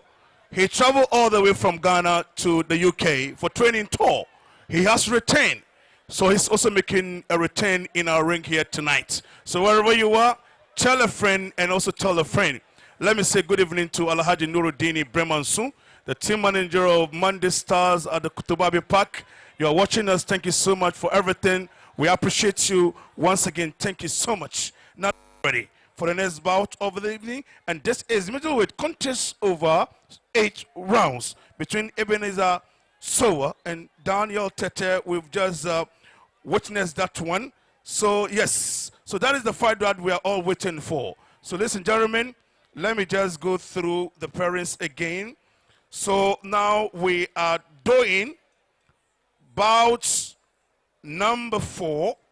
What is Ebenezer Sowah and Daniel Tetteh?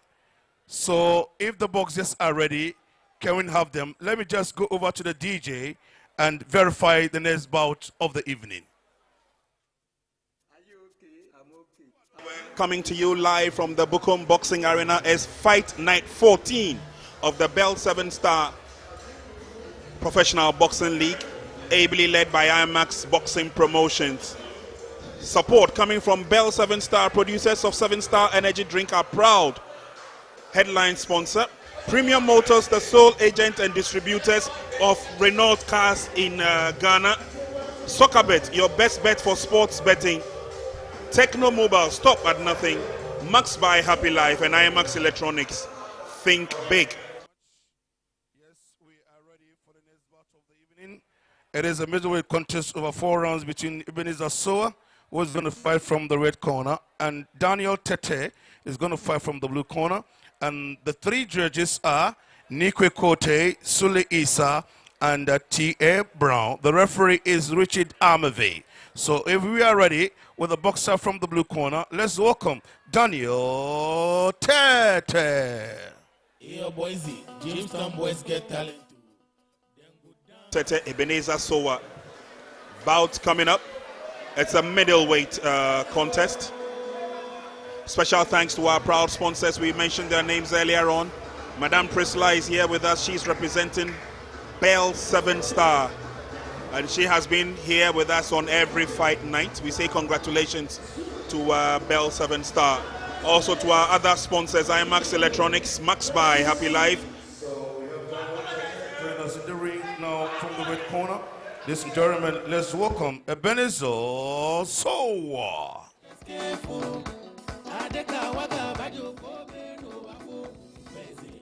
Premium Motors, the sole agents and distributors of Renault cars in Ghana. And of course, Bell 7-Star, producers of 7-Star Energy Drink.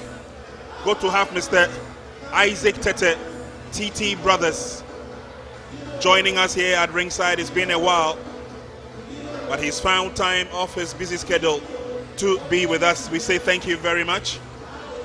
Pakwesi Amwa is also watching from a distance. He is here to support the Ghana Army team. We are raising up for bout number 4. Remember, We have Wasiu Mohammed coming up after this fight, and Abu Kamoko is also going to fight through. So wherever you are, you're watching us live on Max TV, the very best TV station when it comes to sports, entertainment, and more. We want to thank Bell Star, producer of 7-Star Energy Drink, premium motor sole agent of and distributors of Renault Cars in Ghana, Soccerbet, Techno Mobile, Maxbuy, and IMAX Electronics. We say thank you very much. Now we are ready for the next bout middleweight contest over 8 rounds. The 3 judges are Quay, Sule Isa, and T.A. Brown. Now, introducing the boxer fighting out from the blue corner. This is a very young, talented boxer. He came to the ring with a weight of 162 pounds. And this is the man who made his debut as a professional boxer in 2003. With the official record of 5 fights, 2 defeats, 3 victories, and 1 of the victories came by way of knockout. Presenting to you from the Akotoko Academy, Daniel Tetteh. Now crossing over to the red corner, in recent time, undoubtedly, is one of the finest from the Atokwashi Boxing Gymnasium under the tutelage of Coach Tetteh. He came to the ring with a weight of 159.9 pounds, with an official record of 4 1 0. Ladies and gentlemen, presenting the man who spotted in the yellow and black trunk and red trunk. Ladies and gentlemen, presenting to you the boxer, Ebenezer Sowah. And the man in the center of this fight is the man, Richard Amevi. Richard Amevi joins us in the ring again as the man in charge of this middleweight encounter between Atokwashi's Ebenezer Sowah and Akotoko Academy's Daniel Tetteh.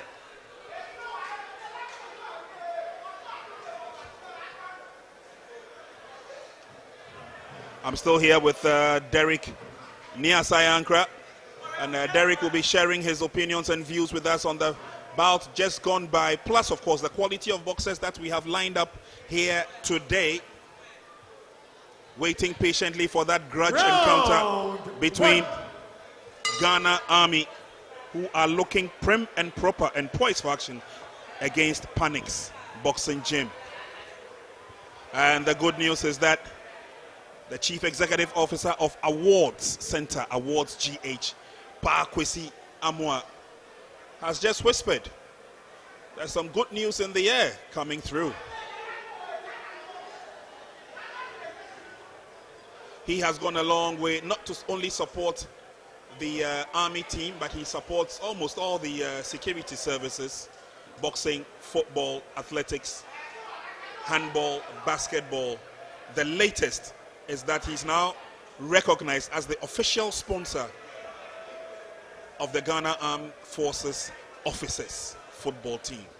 That's how high Awards GH is going and is aiming. And like I said, watch out for the space on Max TV Sports. There's some good news coming. Back to the ring, and it's Ebenezer Sowah in yellow, Daniel Tetteh in black. And Ebenezer Sowah obviously will come with a lot of purpose. He's obviously got the experience. He's got a young contender opposite him, and I'm sure that he's going to teach him a lesson or two. That was a wild swing.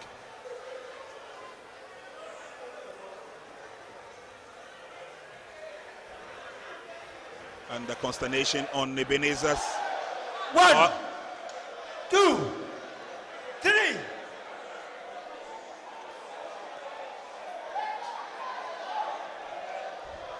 Well, not too sure whether he can continue with the bout. The gum shield is out, doctor is out. That was a heavy swing there from Ebenezer. And I was just about to say, the seriousness written on his face shows that he was clearly in the ring for business. He would want to end it via the shortcut, and I think he's done just that. Daniel Tetteh is yet to recover. Fortunately, his coach is there. Ringside doctor is also there. He's lifted up, walks grudgingly into his corner. Let's take a look at what happened. So the pressure was on clear and right from round 1 since the bell went, and that punishment was a bit too much for the young Daniel Tetteh. Again, steady the tenacity of the purpose as Ebenezer Sowah dished those punches for his opponent to go now. Number 14 of the Bell 7-Star Professional Boxing League. It looks like from bout number 1 to this very bout number 4, we have witnessed knockouts. Probably is going to be a night of knockouts. We are all anticipating Wasiru Muhammad and Abu Kamoko. These are the top boxers who are fighting on today's bill. But we've just seen this one, and we have the verdicts. Before I come out with the verdict, that is very obvious. Let me also acknowledge our sponsors, Bell 7-Star, producers of 7-Star Energy Drink, Premium Motors, Sole Agent, and distributors of Renault Cars in Ghana, Soccerbet, Technomobile, Maxbuy, and IMAX Electronics. So we now have the verdicts. Ladies and gentlemen, in round number 1, 1 minute, 34 seconds by a technical knockout, presenting to you the boxer who has never tasted defeat from the Atokwashi Boxing Gymnasium under the tutelage of Coach Akainete. He is the deputy trainer of the Black Bombers of Ghana, presenting to you the boxer who is also known to be called Money. Ebenezer Sowah. Eben, you are the money man. Yeah. How are you? Fine. You fight a ton of the thing. In that Ochakola Chakra. Fight. When I get training here, I can't train Atokwashi over Atokwashi. Onamishi. Onamishi. Opponent, how would you describe him? When I get condition. A better condition. That means your condition. They all mean lay condition. Oh, why don't look at Mano? Oh, yeah. One name. Then no condition. No condition. You can't share ring game in the manner. Good. Ebenezer, Nibiana Koko fight. Olusuku fight. You just only have one draw. How would you describe yourself in your subsequent fights? When I care what I trying best. I'm trying best in your life. I care about that. I'm trying best. Day to more lazy boxer. I'll try my best to be there. I'll force myself to be there. You'll be there one day. Be there one. Ole no ni Muhammad Ali Quay. Muhammad Ali care. He who is not courageous enough to take risk will accomplish nothing in life. Don't know you want to think. Come again. He who is not ready, or he who is not ready to be courageous to take a risk, can never accomplish anything. Any tracker, but no here, oh here do. Oh, don't know what you know. In tracker, you are very courageous, and you are ready to take a risk. Alotey nakan. You bluff on the one, you bluff away. Miss, okay, thank you very much. Men kwabo, me no yomo na go yo ke ha me. Me to make inye me tesi me fa ke on ye mi amon. Mo fi amoni pele sejibo ye mi abo. Mo fi amoni pele sejibo ye mi abo la tesi la ba di tama ye mi anye fe on. Mo fi amoni o e bi ele oni pele sejibo ye mi abo on. Thank you very much. Shall we put our hands together for our brother who is very, very optimistic. Now, ladies and gentlemen, we are all waiting for this very fight. Last Thursday was the day for this fight. Wasiru Muhammad, who has made a huge comeback. Remember, he was in South Africa and just trying to make sure that he's going to preserve his dignity as a professional boxer. So he's ready tonight. He's going to fight against a boxer from Nigeria called Oyakojo. So we are ready for this bout. And the officials that we have for this fight, Judge 1, Richard Amavi, Judge 2, Sule Isa, and Judge 3, T.A. Brown. The man in the center of this fight is Nathaniel Quay. So we are ready for the super featherweight contest over 8 rounds. Wasiru Muhammad representing Ghana, and Sodiq Oyakojo representing Nigeria. So wherever you are, we want to thank you very much for being part of this wonderful night. To our fellow Muslim brothers and sisters, once again we say Ramadan Mubarak. Today is day 15 of the fasting of Ramadan. Congratulations, we have 15 more days to go.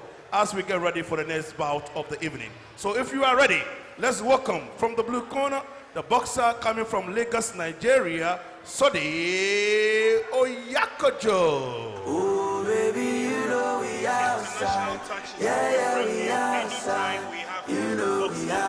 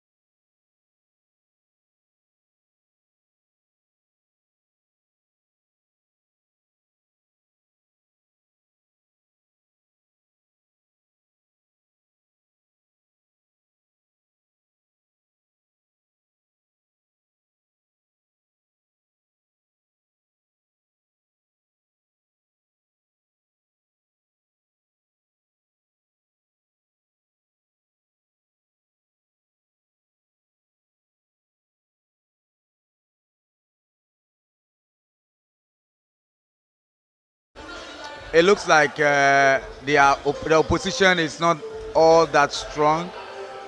For a boxer who is well prepared, when you get an opposition which is not all that strong, you try as much as possible to finish it, so you get ready for another thing. So it looks like the opposition is not all that strong for the first few fights that we've seen, but I can assure you that the next bouts which are coming, we're gonna see some very strong opposition for whoever is going to win. Okay, let's concentrate on Wasiru. It's good to see Wasiru back in the ring. He's got Nigerian opposition. You have followed Wasiru closely. Bring us up to date with his condition. Well, it's one boxer we all expected that by now he should have a world title, but unfortunately he had to curtail the career to do other things for reasons that we do not know. But I know that Jomafo, who was the one handling him, has taken over and is doing the movement. Unfortunately, his record had to be curtailed when he went to South Africa, but he's come back, ensuring that he put the pieces together, get back on track and chase the world title. I think that this particular fight is going to be a KG encounter, but trust me, the Jatabi that we know will always want big fights so that he will prove himself. So viewers expect something big coming from Jatabi. Well, viewers, you've just been told, expect something big from Jatabi, also known as Wasiru Mohammed. Earlier on, I saw his manager, John, in a hearty chat with one of the officials of the GBA. And it looks like, for marketing purposes, if we are supposed to show the class of Ghanaian boxers and the levels to which they have reached, he believes that Wasiru definitely is one of them. And we are hoping that Wasiru will show that class and talent. Well, ladies and gentlemen, this is the moment I'm waiting for. And this is the moment the Ghanaian boxing fans are waiting for. And this is what Imanu promotion is waiting for. And this is what the GBA, Chief Executive and President Imanu this is what he's waiting for. And Tetteh Brothers is also the answer Tetteh. This is what he's waiting for. Ladies and gentlemen, we are ready. And this is a much anticipated Super Featherweight, which is over 8 rounds. Between the guys.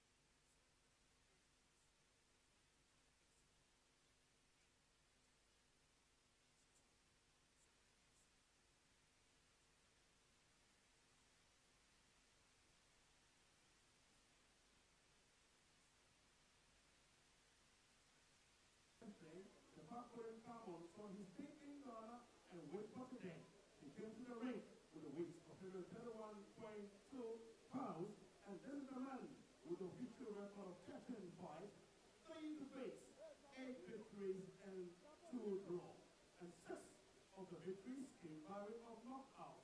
Ladies and gentlemen, presenting to you the box who is flying in a green and yellow trunks, black shoe, red gloves to match on the blue corner. Presenting to you the boxer, who is also known, who we call the Golden Ball. Oyakojo!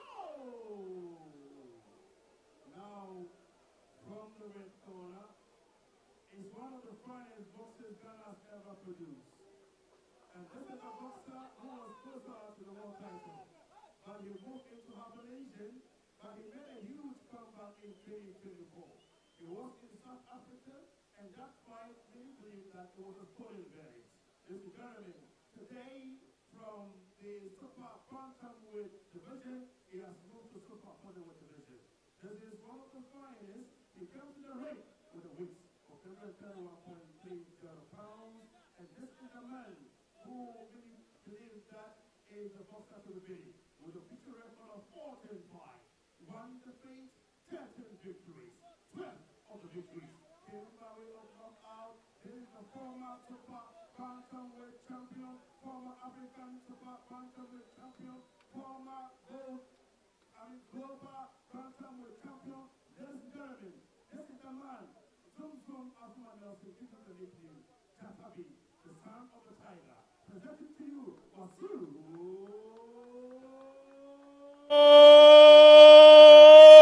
Mohammed! And the referee in charge of this fight is the indefatigable Nathaniel Quay.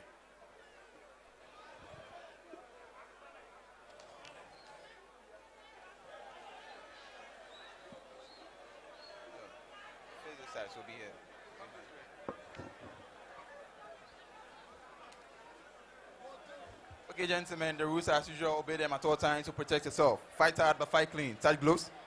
Good luck. Here we go. So this is going to be the West African encounter between Ghana versus Nigeria. Ghana is being represented by Wasiru Mohammed, and Nigeria, Sadiq Oyakojo.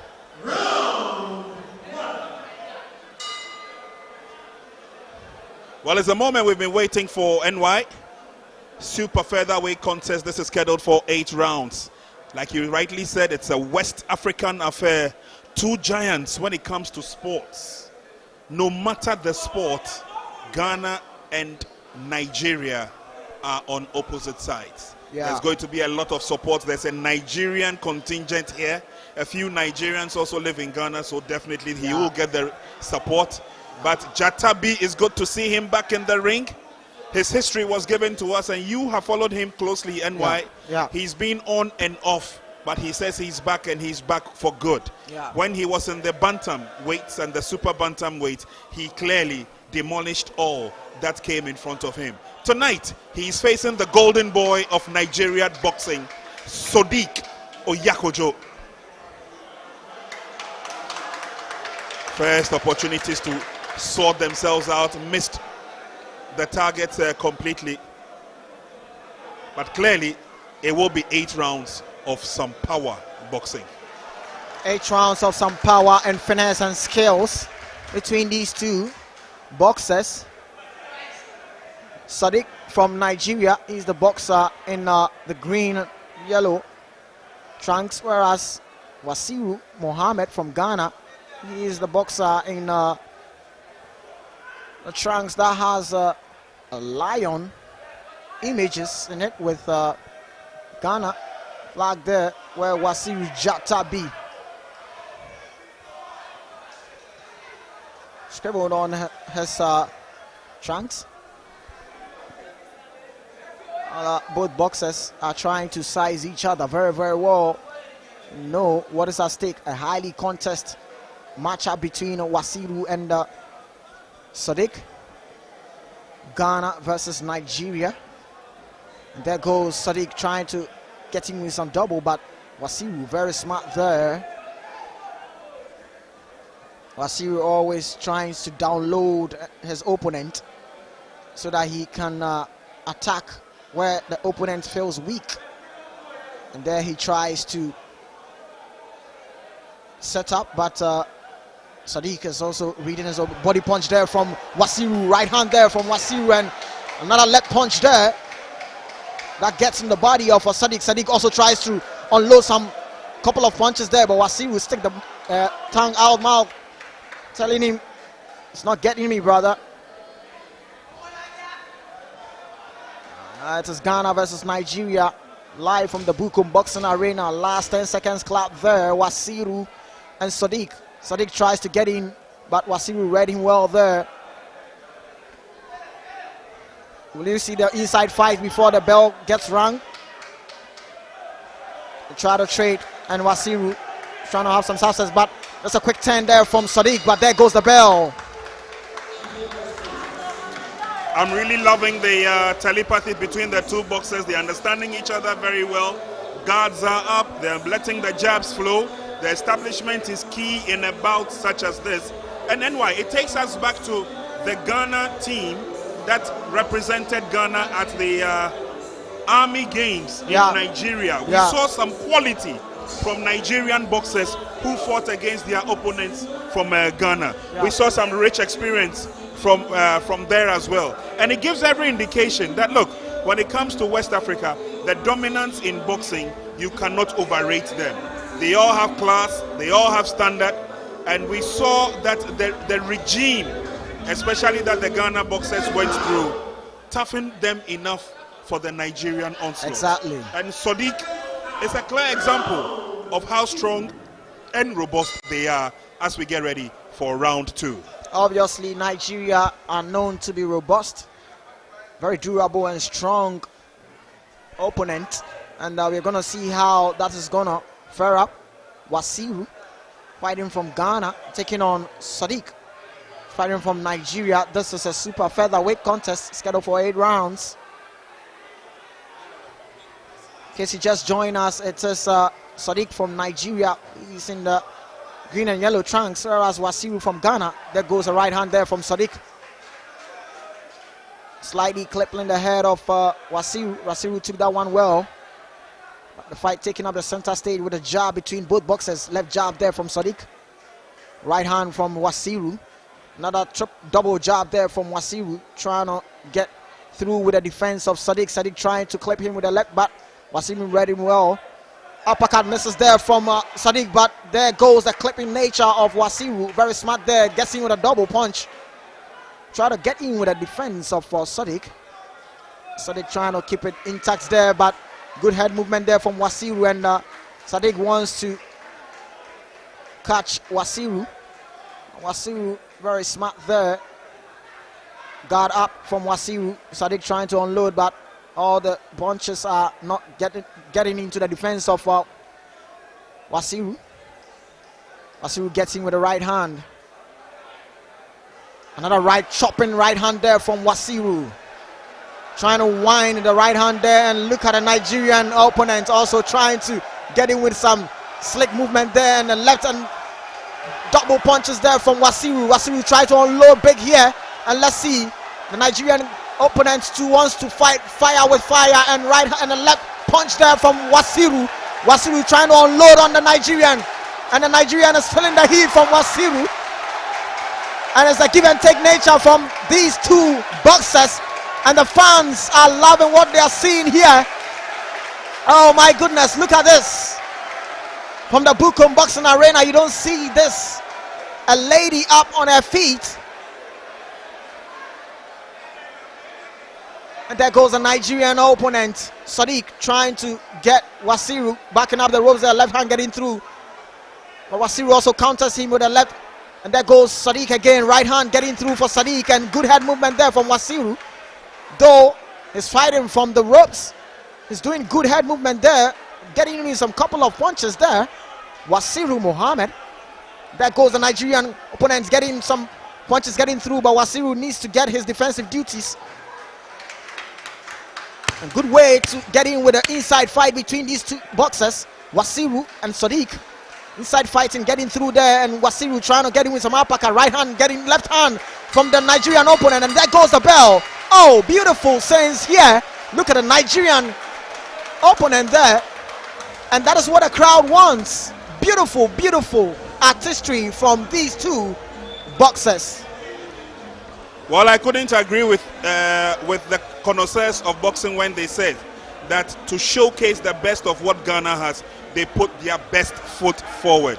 Wasiru clearly showing his class. The Nigerian is not going to be a mere pushover. He's strong, he's steady, he's robust. Derek, what do you think? Prince, I told you that the next few fights will be that cagey, that difficult, and that's what we are seeing. Normally, Nigerian boxers, they have been so good, and the likes of McIntosh those days, and then Quay, you know, and Nigerian boxers, they are always durable. So coming out with Jatabi, Wasiru, I know it will be difficult, but trust me, I know what Wasiru has, and I know he won't disgrace Ghana. He will definitely win. Already he's leading on the cards, and I will not be surprised if a knockout comes on his way. All right, so here we go. Round number 3. It is scheduled for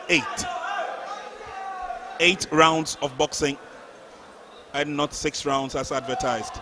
But these two boxers clearly will want to have a go at each other for as many rounds as they can, clearly exhibiting their strength as they come into the round. And again, let's see how Jatabi, the son of the Tiger, battles against the Golden Boy. And there they go at each other again, and this time is Sadiq who's trying to trade well there, right hand there from Sadiq.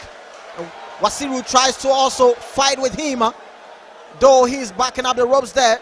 The inside fight from both fighters. Wild miss there from Sadiq as he was trying to catch Wasiru. Sitting out of danger zone there. Smart move there from Wasiru Muhammad.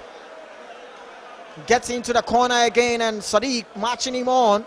Sadiq tries to set up the jab there, and there goes a reply from Wasiru. Wasiru tends to be moving in the ring, and it's Sadiq who is trying to cut the ring to his sizes,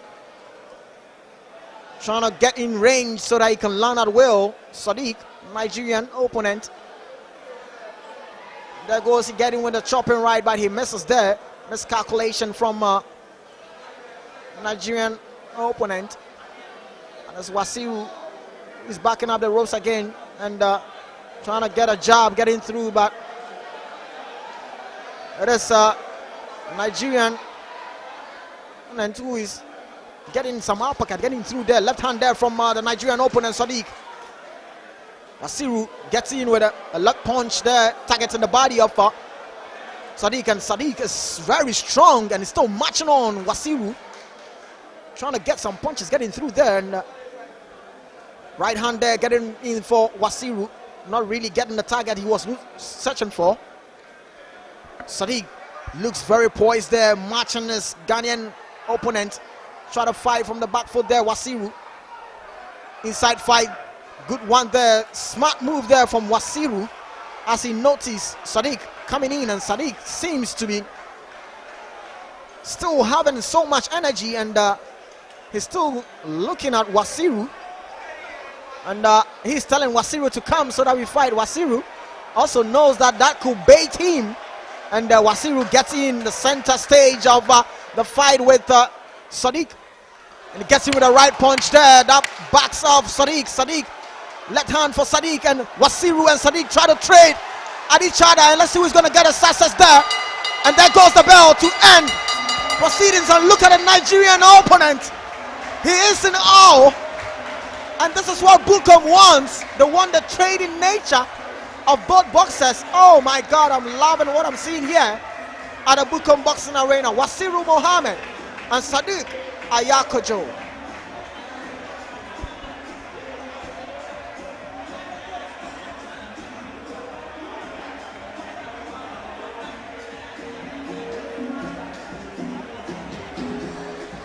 Well, obviously they are showing their class and their stature. It's a give and take affair. And it looks like Wasiru knows how to walk himself into the infighting and then walk out of it when it matters most. There again, you saw him pushing his opponent into the corner. But Derek, is that a cut we saw on Wasiru's face? It looks close. It's difficult to view from here. But I want to tell our viewers, you know, Wasiru is fighting from the back foot. He is moving out, he's fighting from the back foot. I don't know whether it's a strategy just to get the Nigerian worn out before he gets in. anytime he gets in, he's able to exchange good punches. But I really don't know, because anytime he attacks, he does well. But he's still fighting from the back foot. Perhaps it's a strategy for them to get the Nigeria one out before he gets in to give him those heavy punches.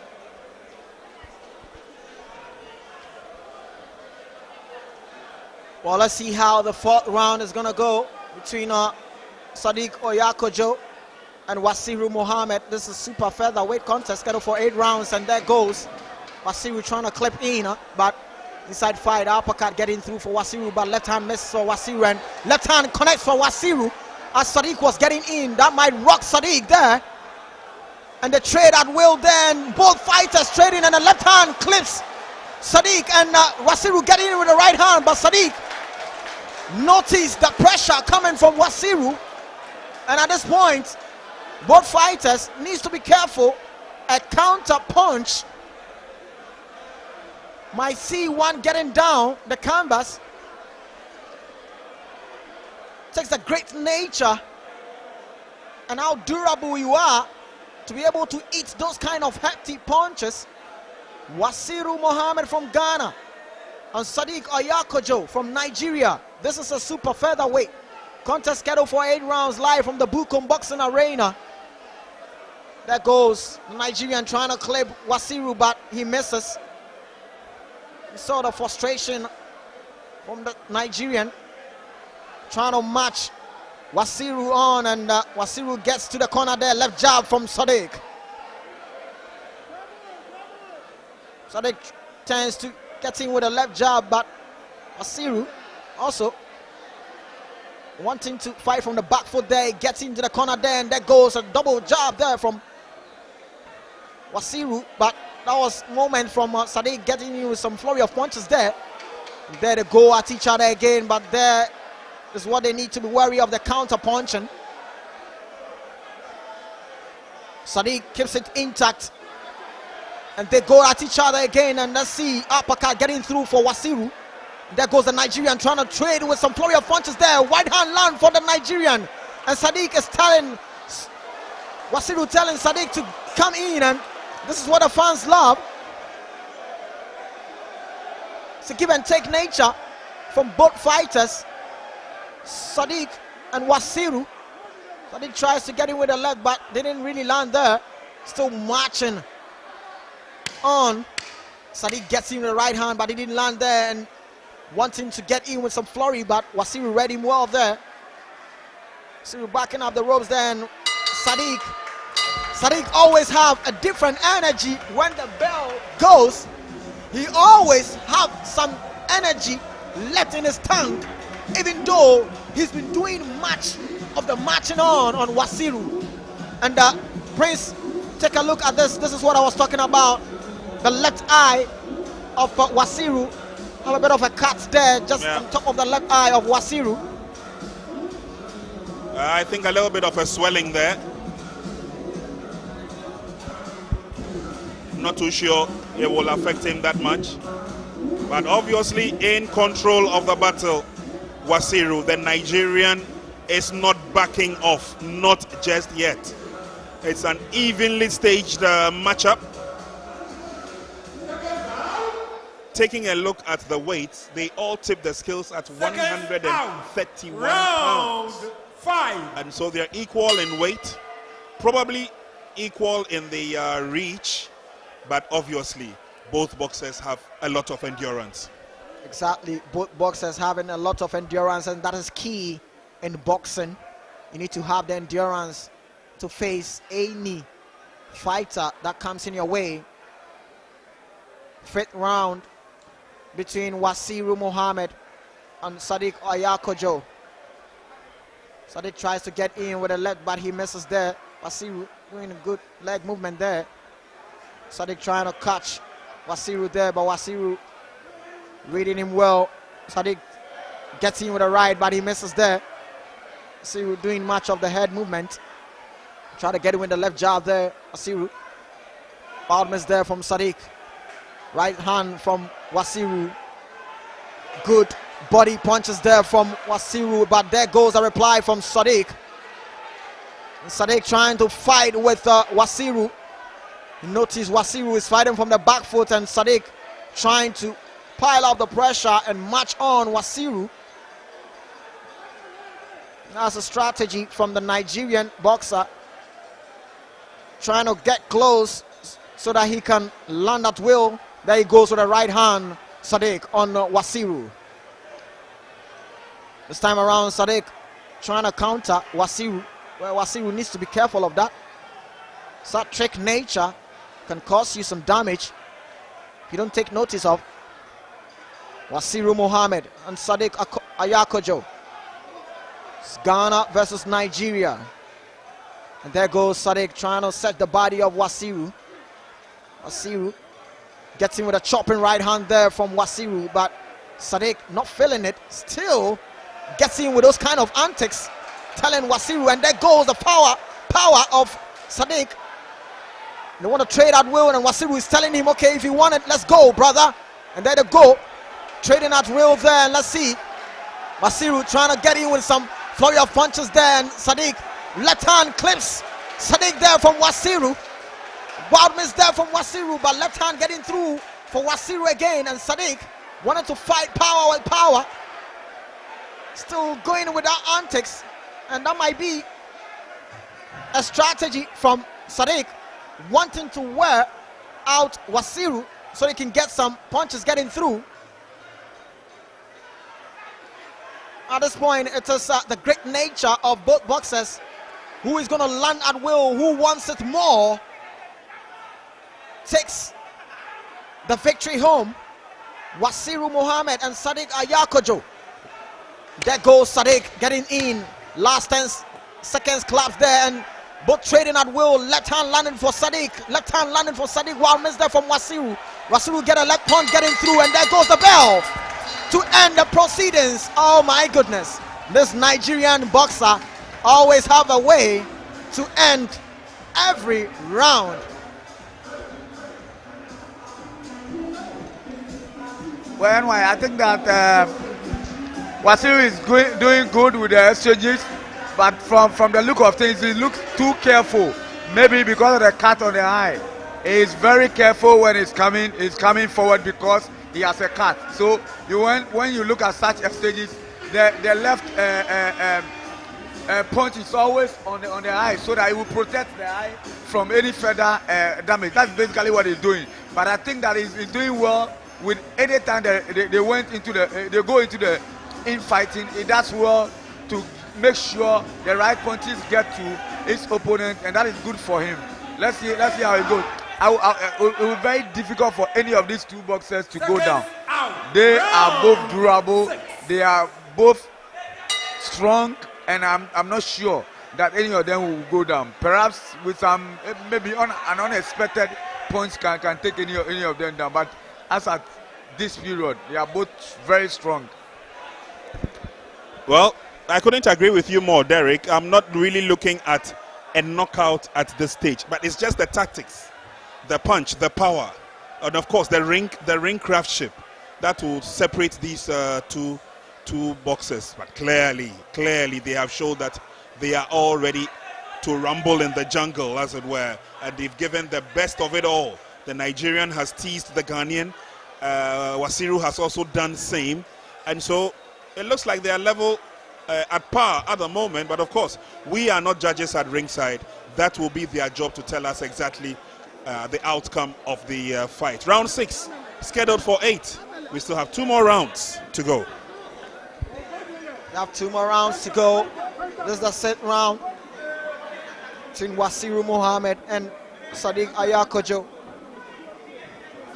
Sadiq Oyakojo from Nigeria is the boxer with the green and yellow trunks, whereas Wasiru Mohammed has the Ghana flag on his trunks there with the image of a lion.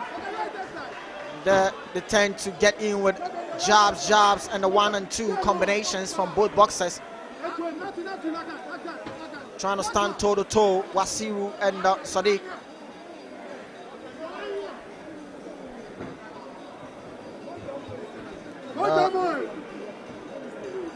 It is Sadiq who was trying to counter Wasiru, but he misses there, and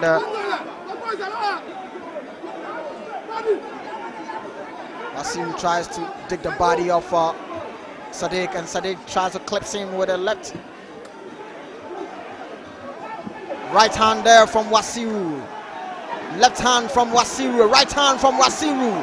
Wasiru trying to get in with a hefty punches there, but he needs to be careful. Right hand clips Sadiq there. That is a good punch there from Wasiru. But the Nigerians still seems to be very, very durable there. Trying to cut the ring to his sizes so he can get some punch.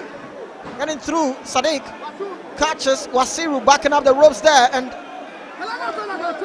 there's an inside fight, but the referee steps in, and referee cautions Sadiq, telling him not to use his elbow. Wasiru now turning to walk, go round in the ring there, gets to his favorite corner. Last 10 seconds to go. Wasiru and Sadiq. Wasiru trying to get in with the jab there. Sadiq matching him on, and that is getting in the inside fight, and the left hand there from Sadiq to end the round. Oh, and that is unacceptable there from Wasiru. He shouldn't be doing that. He should keep focus. Should stick to his game plan, and that is going to win him the fight. We don't need any unsportsman style here. But nevertheless, it's been a very, very good exchanges from both fighters. Look at Wasiru there with those combinations on his opponent, trying to dig with a hefty punches to wear his opponent down. But Sadiq, I must say, is one durable fighter. Look at our right hand there from Wasiru, and a reply there from Sadiq, and look, double punches there from Wasiru. Seconds out, round 7. Tempo rising, and we are getting into the 7th round, and this is where we can see the championship rounds between these two boxers. Referee have a word to Wasiru, telling him not to repeat that. Boxing is a sport, and you have to obey. That is start off. Wasiru starting off with that left punches of his. He gets in with a right hand again, and this time around he is matching on his opponent. He gets a leg punch getting through the body of Sadiq. Right hand rocks Sadiq there, and Sadiq tries to reply, but it is Wasiru who has started strong there. Wild miss there from Wasiru. Right hand there connecting from Wasiru. Left hand from Wasiru, and it is the unloading nature of Wasiru. Sadiq this time around backing up the ropes, but it turns, and this time Wasiru backing up the ropes there. Sadiq trying to have some success, but it is Wasiru who is still having his head movement doing good for him. Sadiq wants to fight with Wasiru, but momentarily Wasiru making him miss due to his good head movement there. It's very, very highly entertained and action-packed bout between Wasiru and Sadiq right from the first round. We are in the 7th round, and it seems that both fighters still have some energy left in their tank. That is Sadiq, who is trying to chase his opponent, and Wasiru doing much of the movement. Gets into the corner there, and miss there from Sadiq, but there goes Wasiru. Left hand getting through for Wasiru, trying to get in with a jab there to blind the vision of his opponent, but there goes Sadiq, and Wasiru gets in with an inside fight, digging the body of Sadiq. Sadiq also tries to reply. Right hand there from Wasiru, left hand miss from Wasiru. Uppercuts getting through for Wasiru there, and they're going for the clinch. There's been a hustle and tussle between these two fighters, but I must say it is Wasiru who is getting much of the cleaner punches getting through. But the high guard of Sadiq is beautiful to watch. That reminds me of one boxer here in Ghana, Joshua Alotey. Always keeps a high guard, and anytime you wanna punch, he makes sure you don't get in to his defense. That is what Sadiq is doing, and last 10-second claps there. This time as Wasiru is matching his opponent. And Sadiq trying to get in, wild miss there from Wasiru, and there goes the bell to end the 7th round between Sadiq Oyakojo from Nigeria and Wasiru Muhammad from Ghana.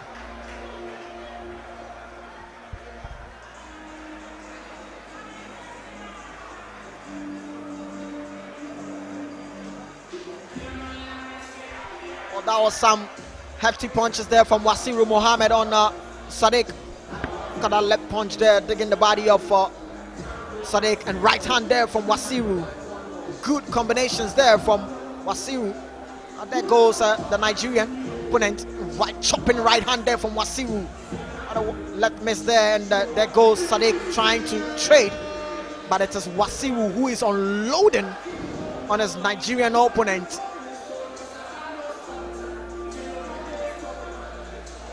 Championship rounds are up for grabs, and in the 7th round we saw the lightning power from Wasiru Muhammad. 8th and the final round. And as you heard, the 8th and the final round, let's see how it's going to play out. Wasiru, is he going to continue with the lightning power, or we are going to see some reaction from his Nigerian opponent, Sadiq Oyakojo? There we start off the 8th round and the last round between Wasiru and Sadiq. And both fighters start off with a jab there. Jab is the key and boxing fundamental. And there goes Wasiru. Try to get in with some flurry there, and the right hand there from Sadiq. Wild miss there from Wasiru. And the right hand getting through for Wasiru there. Left hand for Wasiru. This time around as Wasiru is trying to get in. Right hand getting through for Wasiru. That gets in for Wasiru, and Wasiru tending to get in with some chopping punches there. But Nigerian still standing strong. Seems to be not really phased from the punches coming from Wasiru, but it is getting points for Wasiru. Got a Nigerian boxer. He's having confidence there. Well, that is part of boxing. You need to gather yourself up and build your confidence as the fight grows. Now both boxers trying to tease each other there, and there goes a Nigerian boxer trying to get in but misses there. Good job there from Wasiru. There goes right hand for Wasiru, backing up the ropes there. Sadiq, not a good idea for him, and unloading nature of Wasiru, get in with a flurry of punches on his own. And there goes the reply nature of the Nigerian opponent. Left click there from Wasiru.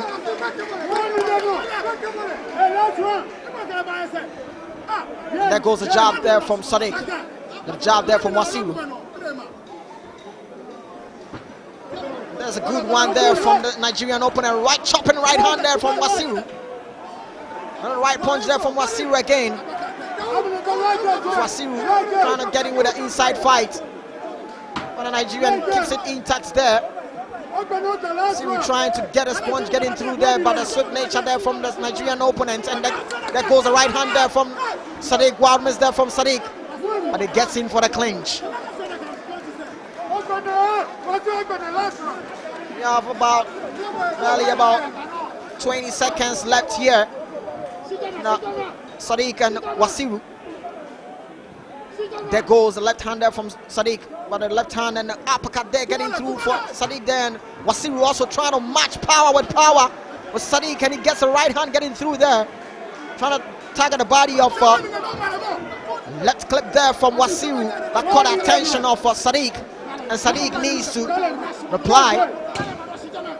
Last 10 seconds clap there, and Sadiq trying to get in with some jab, and let's see Wasiru and Sadiq, right hand getting through for Wasiru. Wasiru trying to get in with some flurry of punches there, and there goes the bell to end the fight. And look at that wild roar there from the Nigerian opponent, Sadiq Oyakojo. But that's a calm nature on the part of Wasiru Muhammad. And look at the fans here. They're loving what they saw and what they witnessed between Wasiru Muhammad and Sadiq Oyakojo. What a beautiful fight.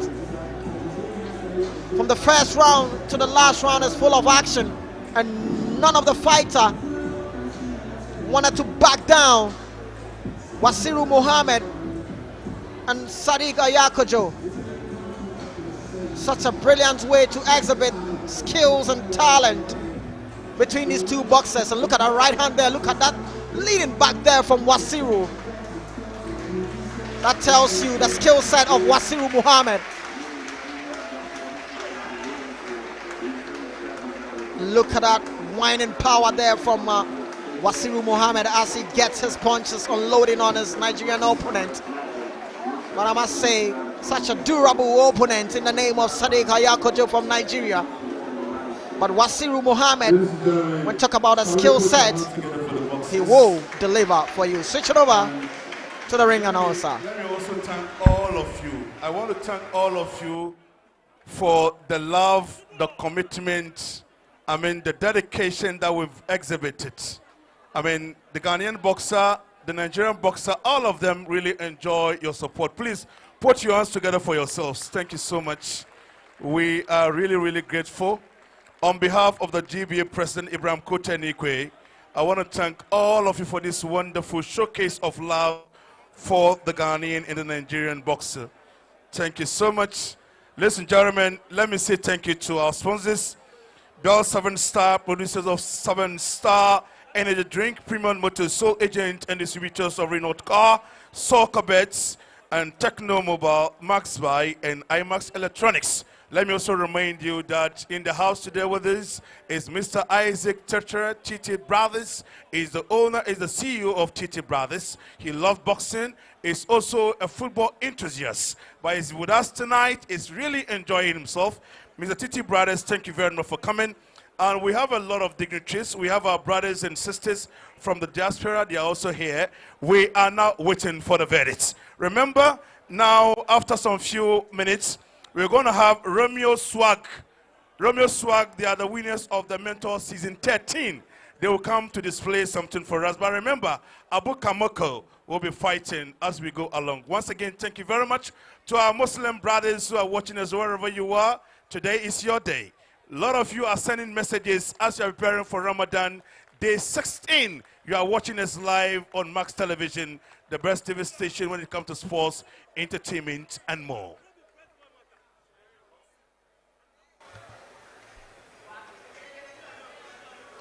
When you chair like that, people will think you are manipulating. Ladies and gentlemen, first of all, I want all of us here at the Bukom Boxing Arena and those watching us on television, wherever you are, shall we please put our hands together for the boxers. It was a great fight. And let me also thank Mr. Ibrahim Quay and the man in charge of IMAX Boxing Promotions, Mr. Maxwell Tetteh, and his team for this wonderful night. 2025, I can say with certainty that this is the very best fight we've all watched in 2025. Now we have the verdict. Judge 1 scored about 80 to 72. Judge 2 scored about 79 to 73. And judge number 3 scored about 79 to 73. Ladies and gentlemen, by a unanimous point decision, presenting to you the winner, who was given the nickname as Jatabi, Wasiru Muhammad. Well, great fights, great fights. Let me have the two boxers here. Wasiru, congratulations. Thank you. It was tona fight thing. Well, I'm turning cash down on Shidan fans. Fighter, when I Jemokonu. Yeah, Jemokonu. Yeah, Jemokonu. me good fight, but Jemokoni. Have a good fight. She Jemokoni. Mini tracker Jemokoni. Jemokoni. Kamokoni squares and knock me, and prove. But I mean, I can't prove. Yeah.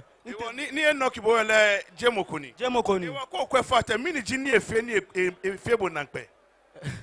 There was no clinching, a clinching or clinching. You were fighting. So what is the secret? Because nearby came out to me, mumi to a match like Ashie. Or next time I get a mammy, Sebaka Makakwe, Nimba, Mbana King Quay, Mbana Lion, Bia. You share it over there. Okay. Now, my brother, how are you? Yeah, I'm fine. Congratulations. Thanks for today. You know, Ghanaians are really happy with you. We've been receiving messages that you are a crack boxer, you are a durable opponent, you are very credible. Now tell me, how would you feel for this fight? Yeah, alhamdulillah. This fight, I was prepared for it at the last time. I think I will fight on last Thursday, on the 6th of this match. I thought the fight would happen. I was well prepared than this, but so far the fight was not happen. The issue came out. I lived to this time. And the preparation of mine was not like before. But alhamdulillah, I give thanks to Almighty Allah. And I give thanks to all Ghanaian support that give me support tonight. I really appreciate your support tonight. And I really appreciate my coach, Coach Watai, that brings me back to Ghana. This is my first time of coming an international fight. This is my first international fight I will come out. And I give thanks to all coaches that are on my side. They give me good support. They didn't even care whether I'm from Nigeria. I really thank everyone, and I thank my coach, Coach Maja from Nigeria. He's the best coach for me. He gives me what I need, and all the best. With this, what I see right now, I think if there's an opportunity for me, I can rematch him. I will call out for a rematch. Please, there's an opportunity for me. Okay. I can't tell a rematch. When I shaku. That you can't fight him again. Yeah, if you can accept it, I come out for him. But you've enjoyed the fight. Yeah, the fight is very good. It's very good boxing. And one thing that is very interesting is that both of them are Muslims. They fasted throughout the process before this fight. So shall we once again put our hands together for these guys? You know, it's great. So finally, I know your brothers and sisters, parents are watching you in Nigeria. So what message do you have for them? Talk to them. I thank all my followers in Nigeria, especially my secretary, Remy Aboderi. And I thank my President Rafael Ladipo, for the support, because at the last time, they tried to throw me a son, they tried to throw me bottled water, and tried to run out that I did not fight again. Okay. They are the one that give me the full confidence, and Ghanaian President and all the coaches, they say I should wait, there's no problem again. I really thank them. I thank all the support they give me here tonight. I promise you tonight that I will give more and more than this in the next time.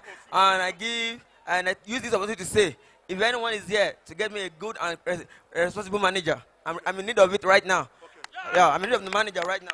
So, Oyakojo said that he's looking for a manager, because if I have money like Mr. Tetteh Brothers, I would have agreed to manage him. Interesting. Now, I have the manager of Wasiu. Finally, manager, the TM.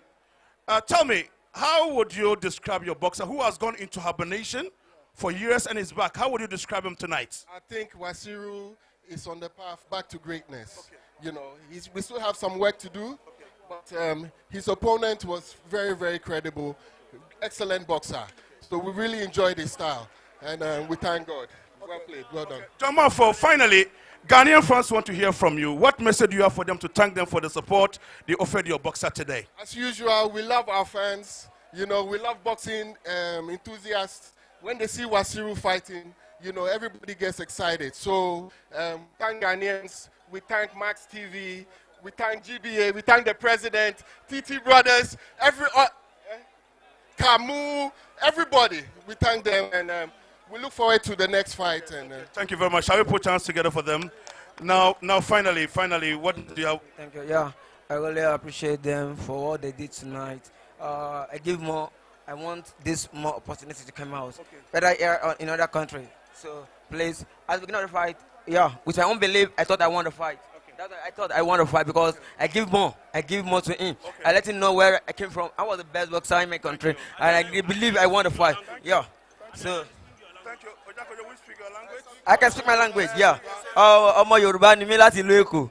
Inú mi dùn gan pẹ̀lú nǹkan tí mo rí níbí báyìí tonight. Inú mi dùn gan. Mo dúpẹ́ lọ́wọ́ gbogbo àwọn Ghanaian supporters from here and there. and Latin Nigeria and one supporters we don't woo me and don't scream and don't woo live. I really appreciate you. From my manager to my secretary to my president, mo dúpẹ́ gidigidi gan lórí àwọn fans mi. Ọlọ́run máa bùkún yín torí agbára Ọlọ́run. Ní ṣàṣetì. Thank you all. Thank you all.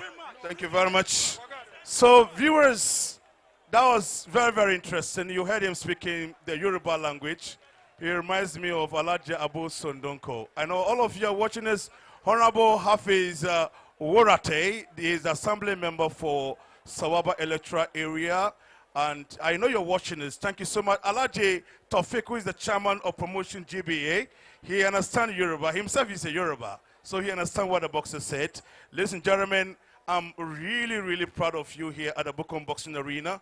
Let's get ready for the next bout of the evening. And this is going to be a super featherweight contest over 6 rounds between David Kanesi and Joseph Menson. Joseph Menson from the Bridge Boxing Gym and David Kanesi from the Wisdom Boxing Gym.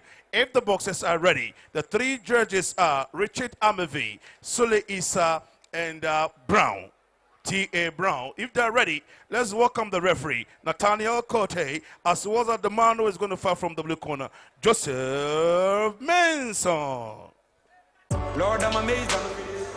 Well, viewers, we've witnessed an extremely powerful bout. 2 boxers who went head to head, 2 boxers who knew what it took to go into 8 rounds of boxing, and 2 boxers who were ready to go the extra mile to show exactly how strong it is. The rivalry between Ghana and Nigeria still traverses on, but without a doubt, Sodiq has showed clearly that he's masterful in the ring. He's a very durable boxer. He called out for a rematch. Wasiru feels that because he couldn't knock him out, so he's not a worthy opponent. But I like the way John Manfo, his manager, summed it all up. He said he's a terrible boxer.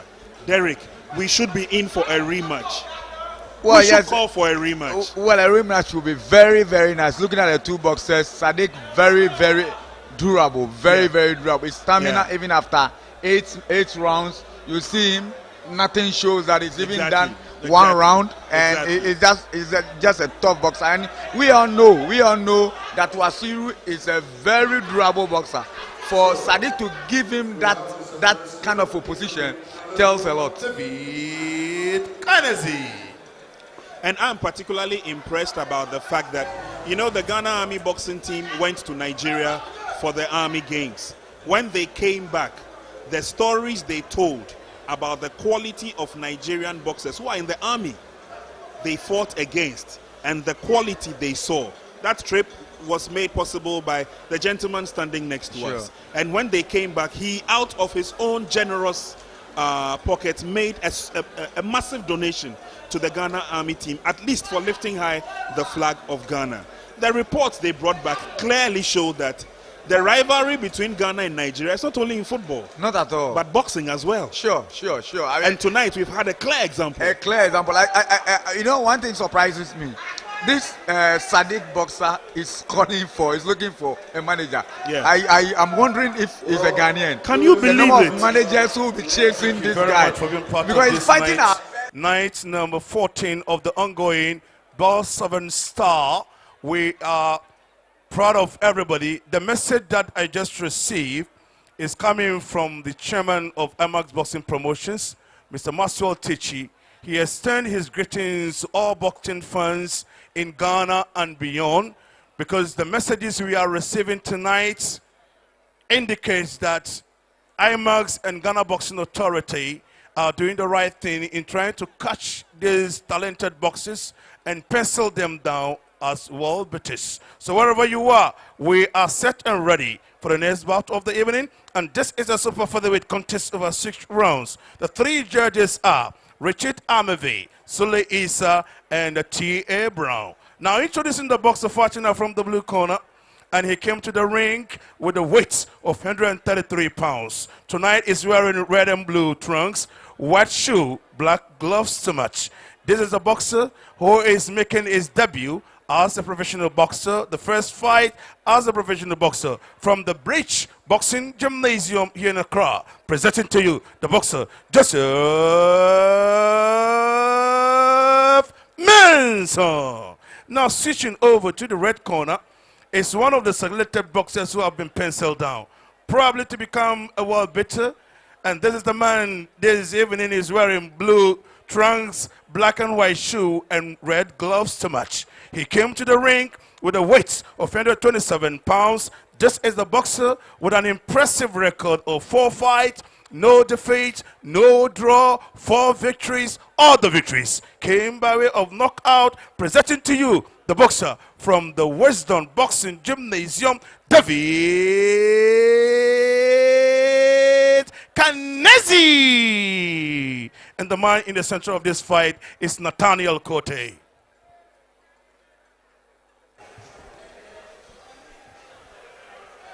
The super featherweights will be at it any moment from now as Nathaniel Quay takes them through the last set of instructions.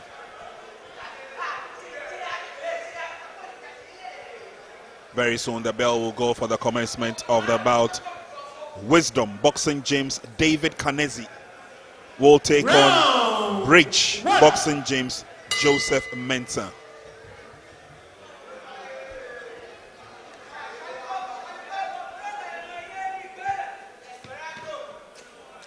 Just before the bout will start, on behalf of the Ghana Boxing Authority, the likes of Derek Nia Sayankra, of course, GBA president, and the entire membership of the GBA, together with the entire membership of IMAX Boxing Promotions, we're sending out a speedy recovery to the one and only man known as the Golden Mike. Golden Mike Productions. And we're wishing you the very best of health, speedy recovery. We're hoping that you join us on the next fight night. You would have recovered fully by then. But Mr. Michael Tetteh, you are almost always in our hearts. We're remembering you with prayers, and we believe that you'll be well soon. This message is coming from the entire GBA fraternity, together with IMAX Boxing Promotions, the one and only Golden Mike. So let's get back into the ring. Kanesi has a date, seeing whether he can sort out his opponent Joseph Menson. It's a super featherweight contest. Almost all Kanesi's fights, indeed all his fights, 4 of them have ended in knockout. Let's see whether he can add number 5. Wild swing there from Kanesi, not really landing.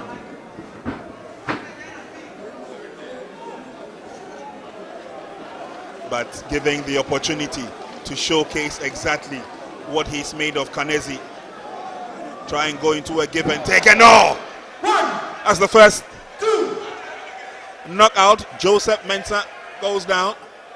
He says he's good. He says he's eager. He obviously will not be a mere pushover in this bout.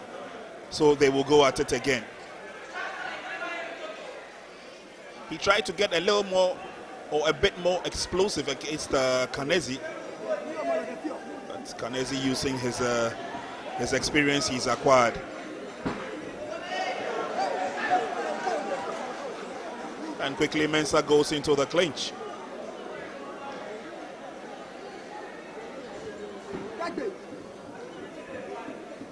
Prior to the bout against the last bout we saw, they were making a lot of inroads in the bout. But for this fight so far, it's Kanesi on the offensive.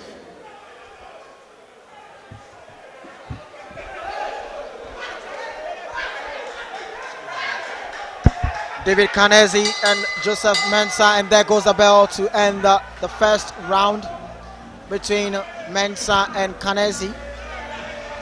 Well, David Kanesi has showed his power over Joseph Menson already in this first round.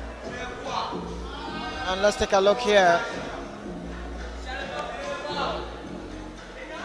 David Kanesi, and let's see, try to, it was a punch that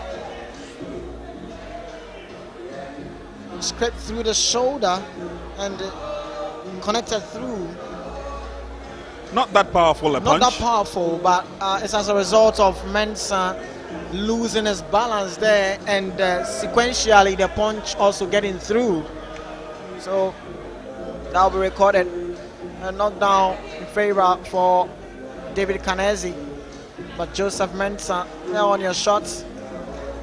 Round 2. Here we go. It's a second round of what should be an interesting battle. Is scheduled for 6. Wisdom Boxing Gym represented by David Kanesi, and the Bridge is represented by Joseph Menson.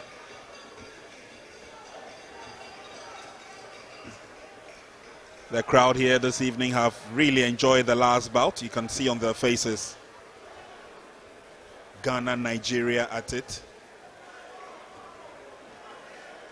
And most connoisseurs of the boxing fraternity who are here are already seconding the motion for a rematch. That's a quick one to the head of Menson. Menson tries to fight back.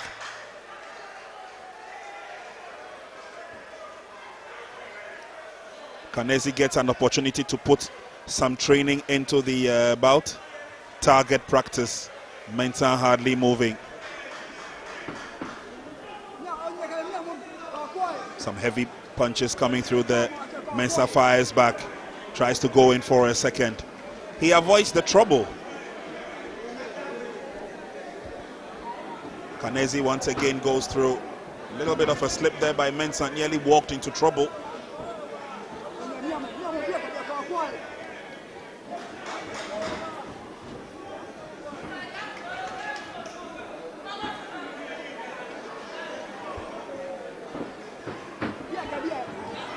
Young boxers getting the opportunity to showcase exactly what they're made of, especially at this teething stage of their career. Menson walks into the corner. Can he fight back? Some good exchanges. Kanesi clearly in control. Tries to work from within. Menson looks like he's taking a lot of the punishment. Takes a late punch to the head, but would come back strongly. Walks into another of those punches. Good enough target practice for Kanesi.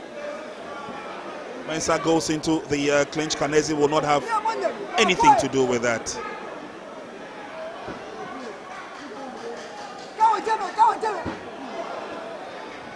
And he goes down for the second time. Taking quite a lot of the punishment this time. He takes his time before getting on his feet again, and Kanesi, the corner, is telling him, if you can, let's finish this.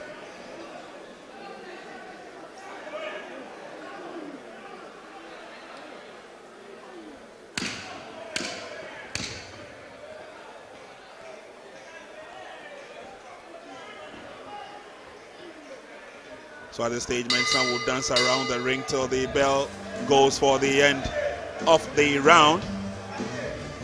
Still to come, we've got a Charles Quay, Wesley Ayibonte juvenile bout, and then the super middleweight contest between Ghana Army and Panix will be on the table.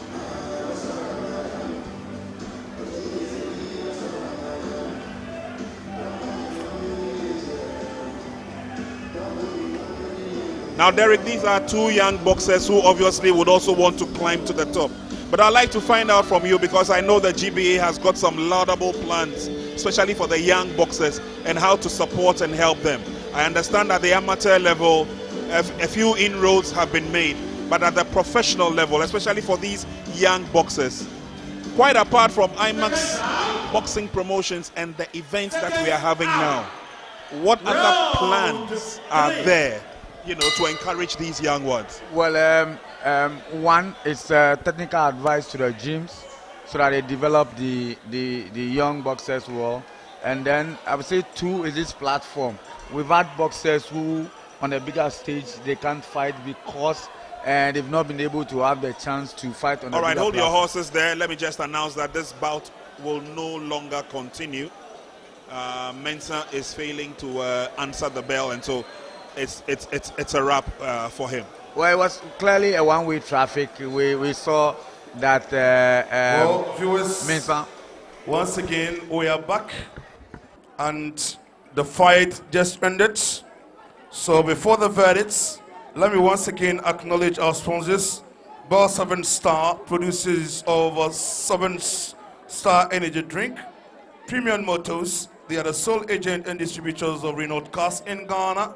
Soccerbet, Techno Mobile, Max Buy, and IMAS Electronics. So we have the verdicts. So the referee is ready. Nathaniel Quay is ready to signal the winner. As I'm just about to announce it, ladies and gentlemen, we are watching the super featherweight contest over 6 rounds, and the fight ended in round number 3. So by a technical knockout, presenting to you the winner, who fought from the red corner from the Western Boxing Stable, David Kanesi. Well, David's very well. That's good of you. David, how are you? I'm good. Let's face the camera. You are good. Are you sure you are good? Yes, please. Sir. What shows that you are good? A lot of things. Oh, really? Because you've won the fight? Yeah. I've prepared for it, so I have to win it. Okay. Now, how would you describe your opponent? My opponent is very good, and he's very smart too. I have to stop him the round 1, but I've not planned for it, so yeah, I have to come to the, plan B. Yeah. So plan B. Now, with the plan B, what should we look for to see you in your subsequent fights? I don't have anything to say again, but I'm thanking all of you here watching boxing today. I'm thanking my coach and my other coach, Coach Asare. I'm thanking him for training me. Yeah. So you thank all of them and your fans as well? Yeah, I thank all of the people that are here watching boxing. I thank all of them. Okay, David. God bless all of you. God bless you, David Kennedy. God bless you. Bye for now. Bye. Okay, very well. That is David Kennedy. He has won it. Now, right about now, I want to see how some of us can dance and some of us can sing. We're now going to invite Romeo Swag. Romeo Swag, they are the winners of the Mentor Season 13 on TV3. So if you are ready, ladies and gentlemen, let's welcome Romeo Swag.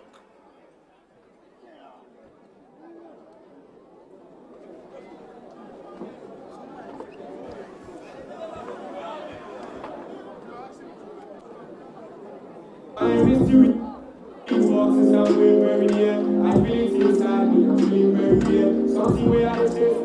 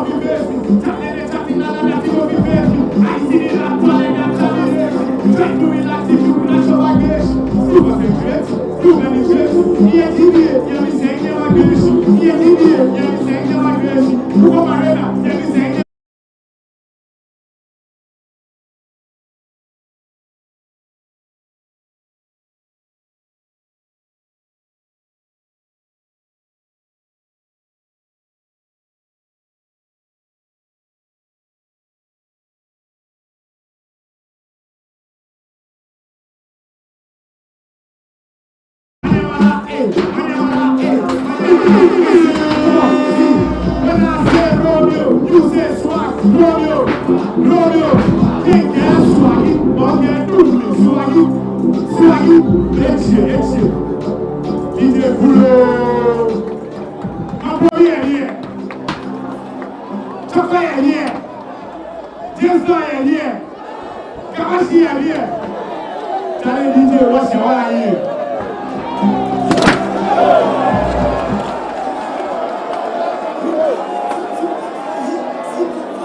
DJ, what's your one here?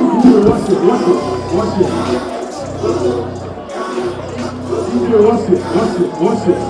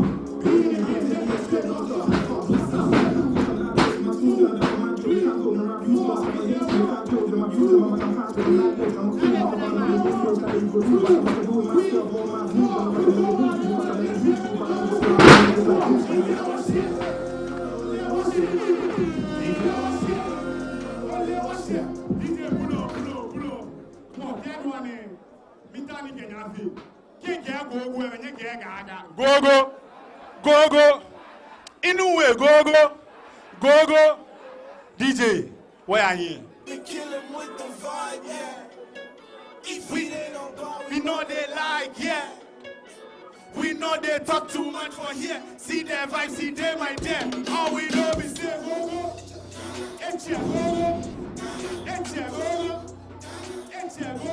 All we know is say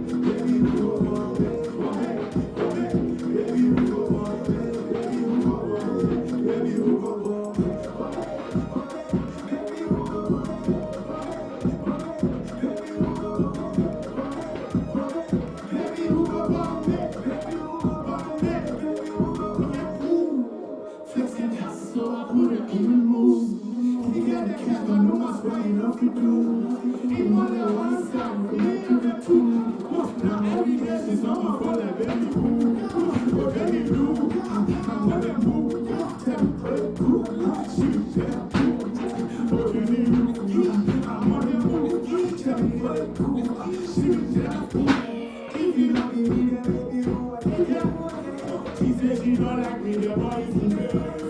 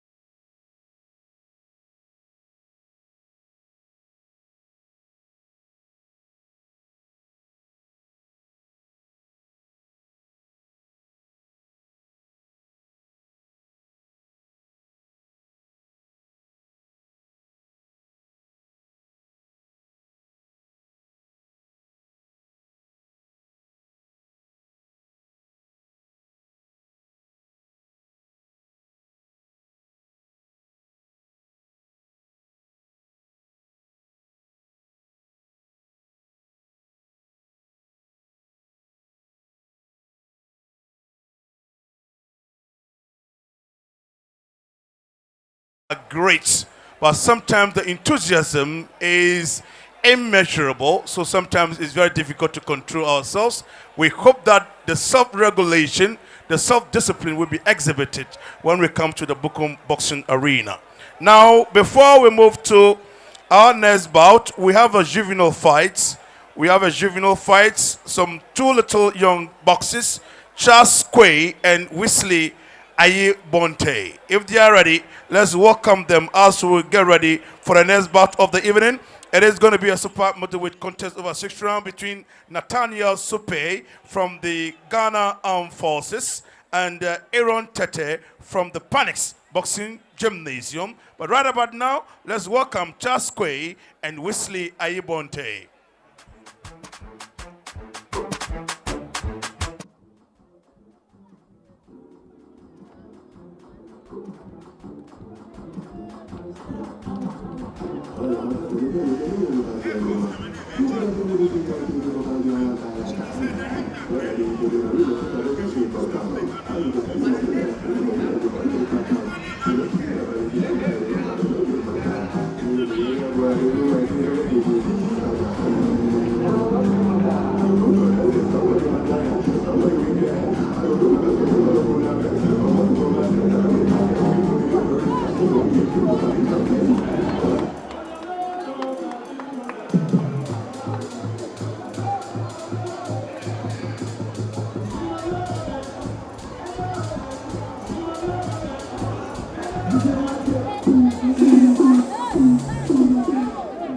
Well, ladies and gentlemen, these are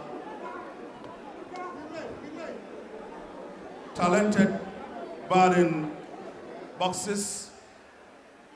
These are boxers that are going to display some beautiful boxing artistry. We are ready for that.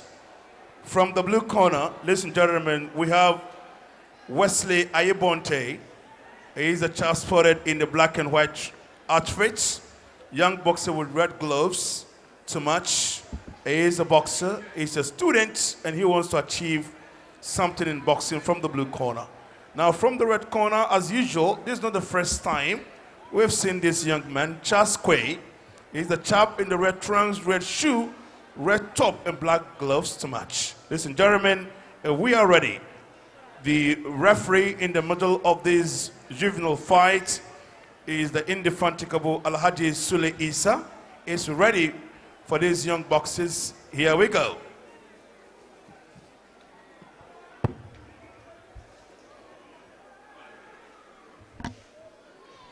They are just doing 3 rounds.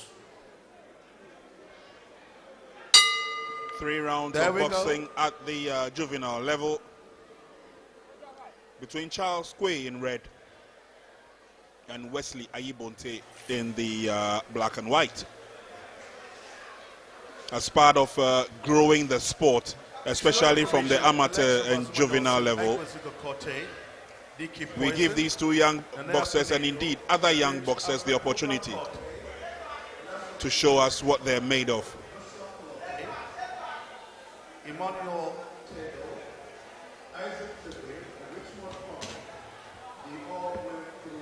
And so, just like their predecessors who went on to win world titles and African titles, and some Commonwealth titles as well, these young boxers believe and hope that one day it will be their turn.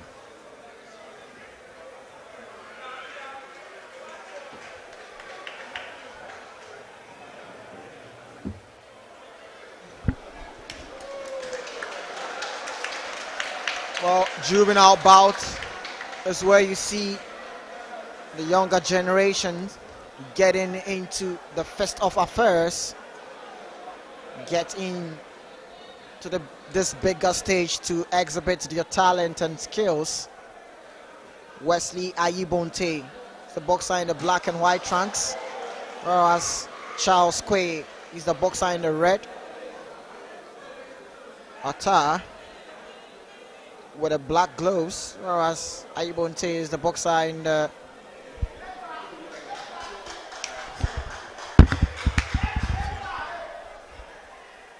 well, it's just the first round, but there's been a cut on Wesley Aibon. Yeah, and why you are not far from right.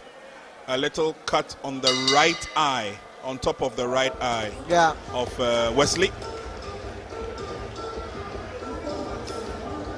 And, this is where the cut man of Wesley Aibon's corner is to do a good job getting him into the other rounds. And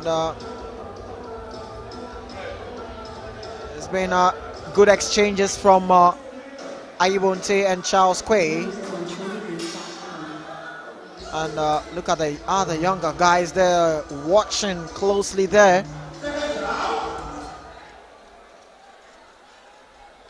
Seconds out. Round number 2. We're getting into the second round of this juvenile bout between Quay and Wesley Aibon. And there we go. Wesley Aibon, the boxer in the red gloves, the white and black trunks, whereas Quay is the boxer in the white red attire with the black gloves to match. There goes Wesley Aibon try to get in with some flurry, but Charles is relying with his long reach with a jab. And it is Wesley Aibon who is trying to get in, but Charles also tries to clip him with some flurry of punches there, and a give and take affair nature of these 2 boxers. This right hand there from Aibon, and Aibon seems to be having a lot of energy there. Getting with some slick movement there, and good job there from Quay. Good one there from these 2 young boxers, Quay and Wesley Aibon.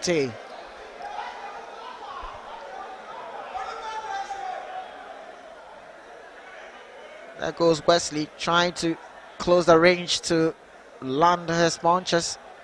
But Charles Quay also relying on his longer reach and setting a jab anytime Wesley Aibon gets in to have some flurry there. And there goes Wesley Aibon backing Charles to the ropes there. The referee steps in and takes both younger boxers to the center stage there. And it's Charles who was on the southpaw stance, whereas Wesley Aibon gets on the orthodox stance there. He's trying to get in with a jab. And Wesley Aibon trying to get in close range to land. But Charles tending to fight from the back foot there. Try to get in with a jab, but Wesley read him well. Referee.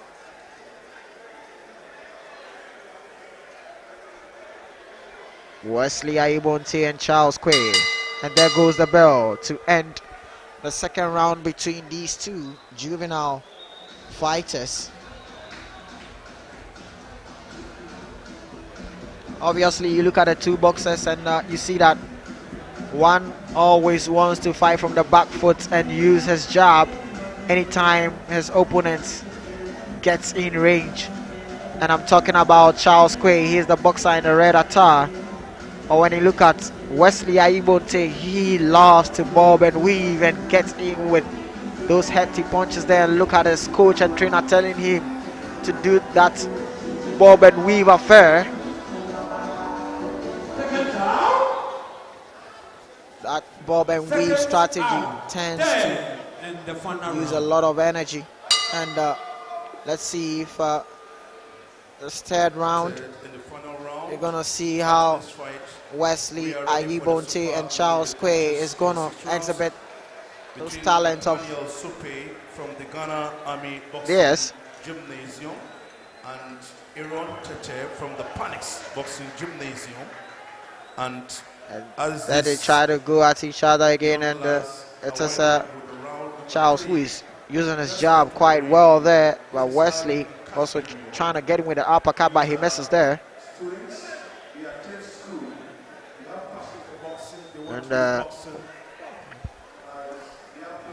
And there goes Wesley, still marching on Charles Quay. Oh, and there he goes down there. Well, that the referee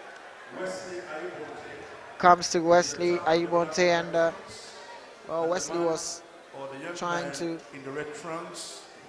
say that as the result of his footing, but Charles Quay always is going to succeed with his long jab there, and let's get them motivated. They go at each other again, Wesley and Charles, but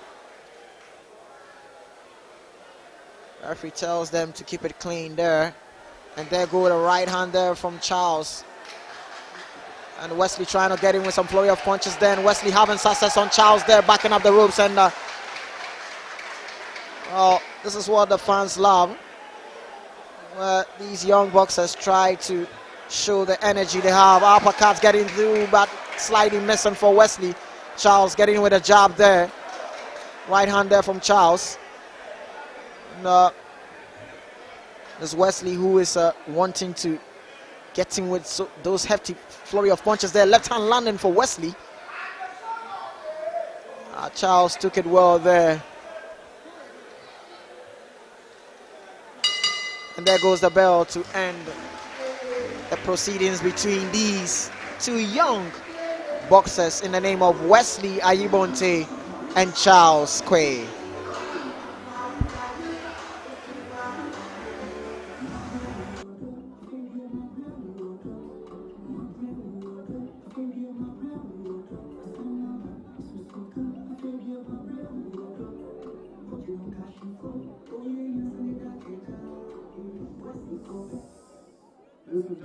Watching us wherever you are, this is an amazing juvenile fight. These are just novices and we enjoy them. Charles Quay and Wesley Aibon. We really love these kids and we hope these guys will go places. And after the verdicts, we'll be expecting Nathaniel to pay representing the Ghana Army Boxing Gymnasium, and Aaron Tetteh, he will represent the Panics Boxing Gymnasium for our next bout. Just after that bout, we are all waiting for Abu Kamoko, who just returned from the United Kingdom, is coming to exhibit the flair that he had in UK. Now, Ata Ado, what is the verdict, Mr. Ebenezer? The verdict is draw. It's draw. So the verdict is draw. Now, guys, no problem. Guys, please come here. Come here. Please stay here. Stay here. Guys, how are you? I'm fine. Hey, Charlie, Chas, are you sure you're fine? Yes. Speak up like a boxer. Speak up. How are you? I'm fine. You did a good job. Where do you attend school? Quay Memorial School. Which class? Form 1B. Form 1. Wow, incredible. Now, Form 1, why do you want to do boxing? Because I want to help my family. You want to help your family, so that is why you want to do boxing. Now, in Ghana, which of the boxers do you want to be like? George Ashie. George Ashie. You want to be like George Ashie. Great. Aibon, you know, you surprised me. You have a cut. Accidental headbutting, but you continue fighting. How are you? I'm very fine. Where do you attend school? MOH. Which class? Form 1. Hey, Form 1, Form 1. Great, great, great. But you are very, very talented. I love the way whining your punch. Congratulations. Thank you. Who is your coach? Coach Asare. Coach Asare. Wisdom Boxing Gym. Wow. You did a good job. Why do you want to do boxing? Because I want to help the poor and needy. Hey, you, not even your family, the poor and needy. These are the reasons why you want to do boxing. Wow, incredible.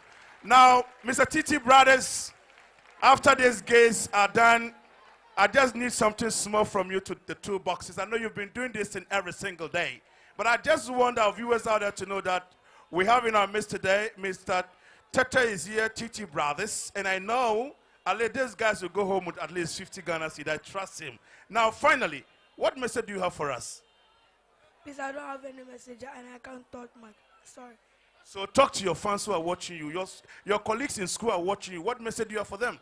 I think I didn't do well, but next time I'll come with more vim. Thank you. Hey, next time you come with more vim. Wow. Aibon, and so the former CEO of Accra House of Folk, who is currently a chief, who is the chief Nibonte, I know this guy is coming from the family. He needs your support. Ebenezer, finally, what message do you have for us? I don't have any message. So talk to your fans. Thank your fans. God should bless them. They should support me every day. God should bless them. Who is this guy? Do you know him? Come. Do you know this man? No. You don't know him. Bo Olele. Over No more Jile. Boxer. Ni Ebanyabu. Dabi. Why you le Again, you let you song. Oh, you let you Eke Yibo Sheno Baba. Monica Bakoba Bakeo. Oh, you let you Over. No, you say no.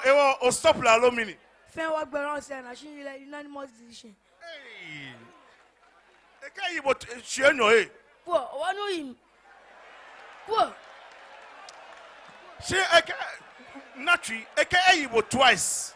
Jenya Ke Ebanya Yibo, Eke Yibo 2 times. Hey, Onamo Mole. Nibo Obanyele. Poor, she Greater crowd. Greater crowd.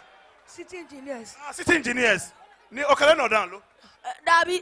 Onaga you way male. She me no na me eh. O track okale no go down. Okale no go down. Chale ka o male. Amale lon. Oh yeah sure. E wo ka ba no nyebanye no. Nya face amakwe, nya face amakwe. Nya ka na bi eh. Nya ka na bi eh. Hey. Viewers, wherever you are, this is how it all starts. So shall we put our hands together for these boxes? Great.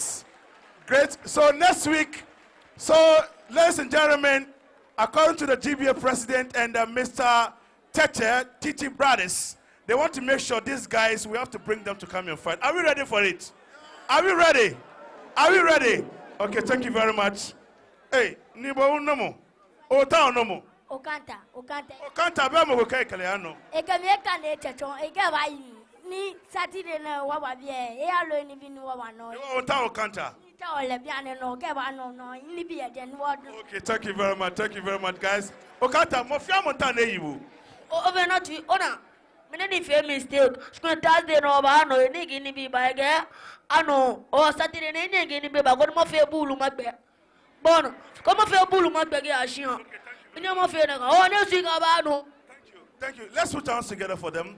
You know, thank you very much. You know, one good thing about this thing is that when we talk to these young kids, we groom them in communication, sports communication, the bragging right. We all heard what Elvis Ahoga did in UK. Now, Elvis Ahoga is somebody who has made a lot of waves in the United Kingdom because of his bragging rights, the way he communicates, the way he sells the fights. He started right here at the Bukom Boxing Arena. So that is how we can groom these kids. We thank them very much for coming. I have a missing keys here. If you've lost your car keys or whatever keys, please, I'm inviting you. Our next bout of the evening. Oh, Elvis is here. Wow, shall we put our hands together for Elvis Ahoga, the soldier boxer. Always a soldier. You're welcome. Thank you. I'm giving you just 1 minute. Why are you here? Yeah, I'm here to support. You know, IMAX Boxing promotion brought me up, so I need to sacrifice for them. Yeah, that's why I'm here. You are looking good. Yeah, as you know, you always need to look sexy, fresh, cute, and nice. Oh, really? Yeah. Now, when are you fighting in UK? 20th of April. Oh, very well. So who are you fighting? Tyler Denny. Do you know him? Yeah, I know him, but I'm not fearing because I've learned my lesson, and this fight will be interesting because they will know that that's why I'm the next big thing. And not just that, as you know, the soldier. Once a soldier, always a soldier. And not just a soldier, the predator, the Black Schwarzenegger, the blade, the bush commando. As you know, no retreat, no surrender. And we are always in the building, like cement and blocks. You can fight us hard like Tetteh and Knox. We are in action. Once a soldier, always a soldier. And if you go UK right now, everybody wants to see the soldier. That's how we do boxing. It's not about the fighting alone. Market yourself and get big payday. Thank you. Thank you, Elvis. Wow. We started here. When I started interviewing him, they thought it was a joke. Today, he has rebranded himself.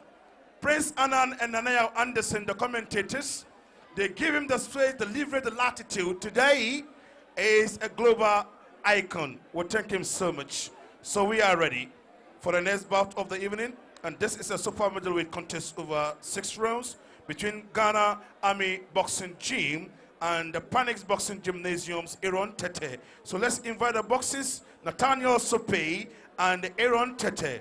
And the 3 judges are Quay, Sule Isa, and T.A. Brown. The referee is Richard Amevi. Let's welcome from the blue corner, Aaron Tetteh.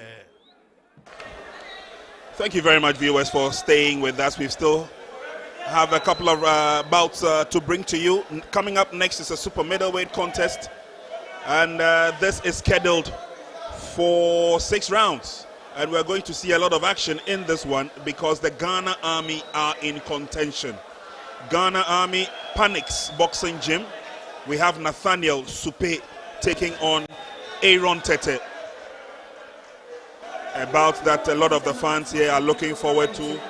It will be refereed by Rick. And Aaron Tetteh is in the ring already. And Ghana Army will also be making their triumphant entry.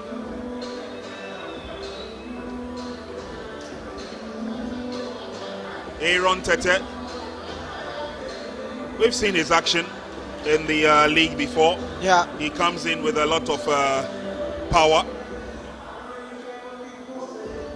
But let's see what Nathaniel Sope also has to offer.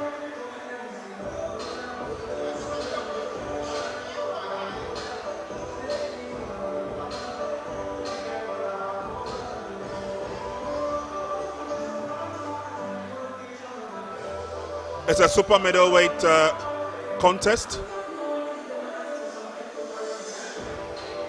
Nathaniel Supe of Ghana Army coming into the ring at a weight of 165 pounds.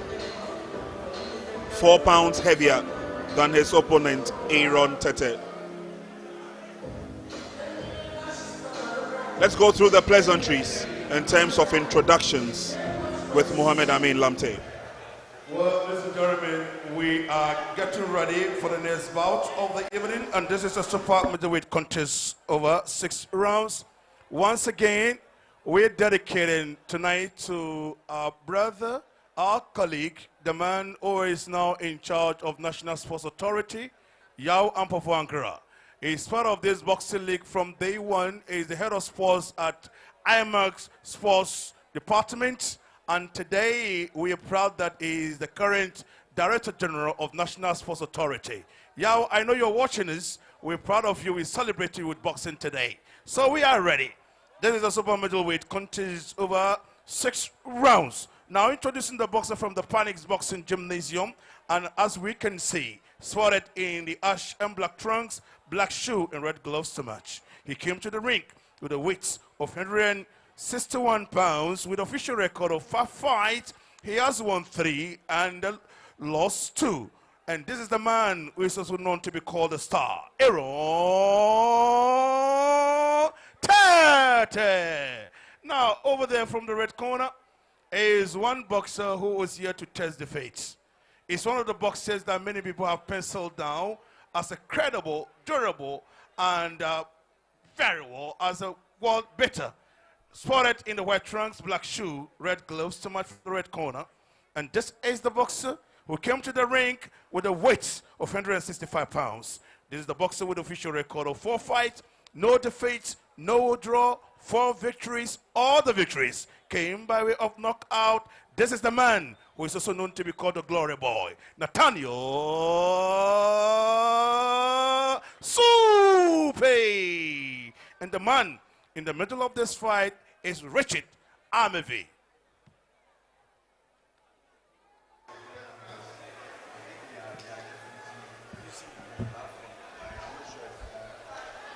Well, let's get ready for this super middleweight contest between Nathaniel Supe of Ghana Army taking on Aaron Tetteh from Panics. Richard Amevi is going to be the referee. And this is this white man here looking to see what is going to happen. The judges we have on our screen here, Quay, Sule, Issa, and T.A. Brown. They're going to handle round the judges' side. But here we go, the first round between these 2 boxers who are going to test each other. Aaron Tetteh, he's the boxer in the gray and black trunks, whereas Nathaniel Supe, he's the boxer in the white trunks. Both boxers tend to get in with red gloves. Ghana Army find themselves in the 2nd position on the league log, whereas Panics also occupying the 3rd. And this is going to be a 2nd and a 3rd gym. And super middleweight, scaling around 160 to 165 pounds.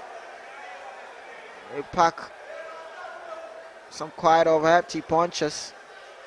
And Aaron Tetteh trying to right hand from Nathaniel. There he gets some flurry, trying to cut the attention of Aaron. And Aaron trying to keep it cool there. Nathaniel using the jab, trying to see if he can create some openings, but Aaron has not really landed, but there is a right punch there from Nathaniel. Nathaniel is doing much of throwing of the punch. Aaron is yet to get some punch getting through. Good one there from Nathaniel. Is doing well with his punch selection. Jab, jab, jab, goes downstairs, upstairs, but Aaron tends to turn the heat here. And there goes Aaron. Try to get some flurry getting through there. There goes Aaron, and this is the time Aaron starts to start strong there. Nathaniel also want to match him with that power. There goes Nathaniel. Good one there from Nathaniel, trying to get some combinations getting through there. Double punches getting through, snapping the head of Aaron, and Aaron wants to retaliate, but Nathaniel is so swift on the eye.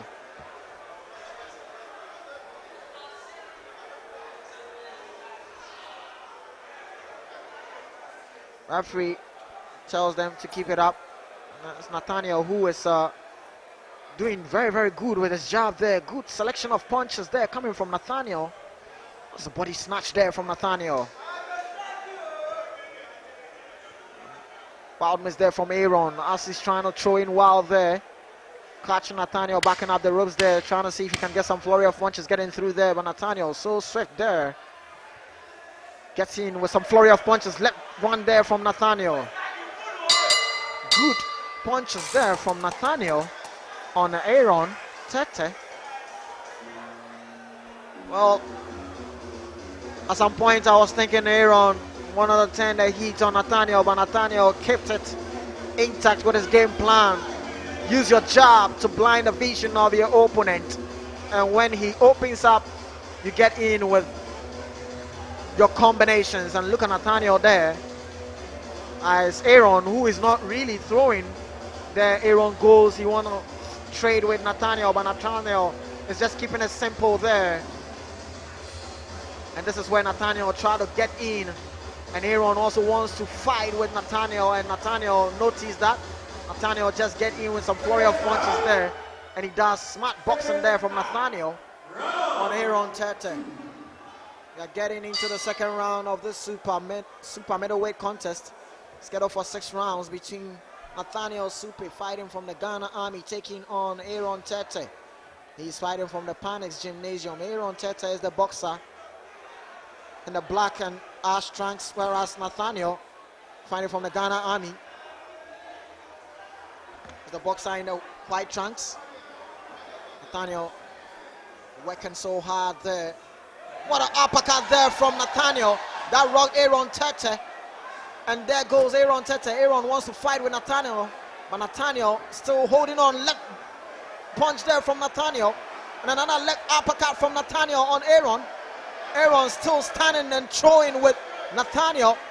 But as and when his punch is going to land, it is Nathaniel who is doing damage on Aaron and getting some combinations getting through Nathaniel.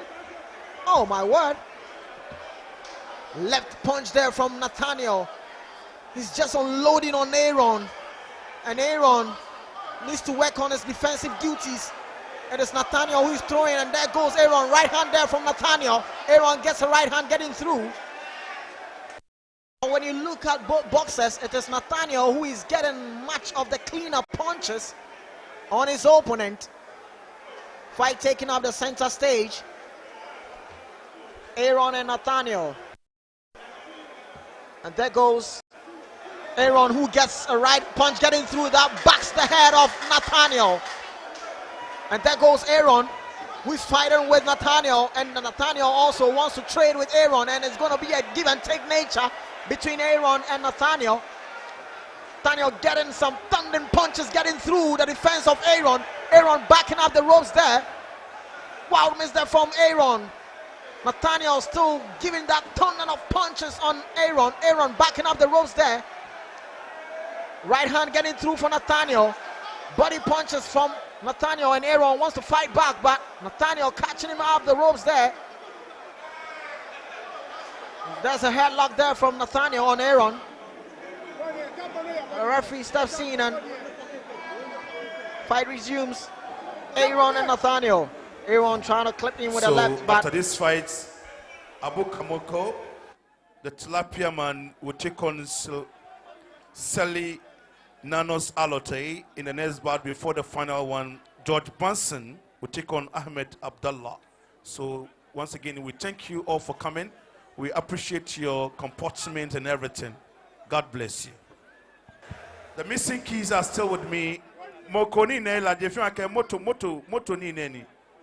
So if I'm Royal, Koke motoko ibani royal ne ofane check mo oski se eyebie ofane shibami. Mo fiamo koke royal motorbike no ke back royal no ofane check mo come over here. Thank you very much. And Nathaniel. Well, anyway, I thought that Nathaniel will rewrite his streak. If you look at the fight, the first round was a bit easy for him. Then he comes in the second round, and you see Aaron giving him a round for his money. When you look at the exchanges, Aaron did well, especially in this round. But then clearly, Nathaniel is ahead of Aaron. But then this particular round, we saw Aaron giving a good account of himself. What I fear is his stamina. I have known Aaron for some time, and normally it's his stamina that I'm not sure about. So as to whether he will be able to do this kind of performance as the game progresses, that is the question to answer.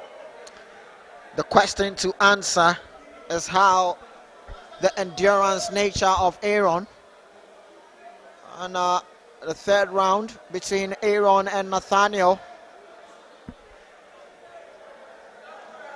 There goes Nathaniel trying to set the right hand there on Aaron. Nathaniel looks so poised there. Uppercut getting through for Nathaniel, and Aaron wants to fight back there. Oh, Aaron trying to get some flurry of punches on Nathaniel. Nathaniel trying to give an high guard there, not to get phased of Aaron's flurry of punches. Now Aaron gets in with a double punches there on Aaron.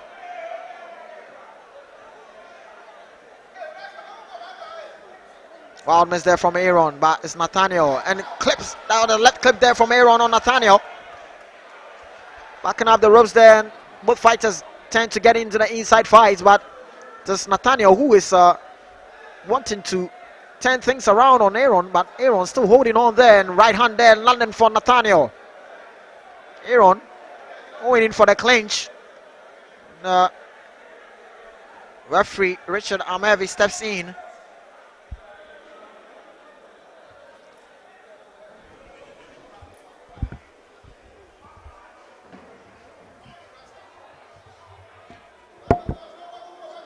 Fight is still ongoing live from the Bukum Boxing Arena, and that is Nathaniel who clips Aaron with that right hand there.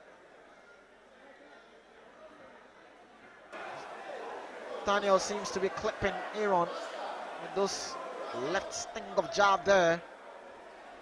There goes Aaron trying to get in with some flurry, but Nathaniel gets in with an uppercut there, trying to whack on Aaron.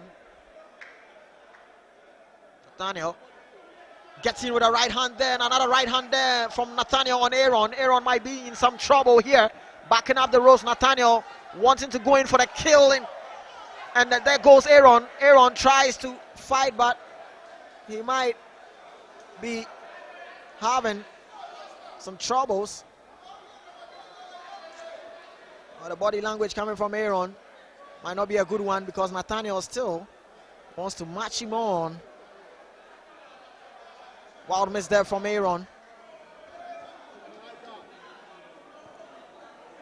It's just Nathaniel who is trying to change tactics. That uppercut getting through, and a left hand from Nathaniel on Aaron. Aaron might be in Wonderland here, but a headlock there from Nathaniel.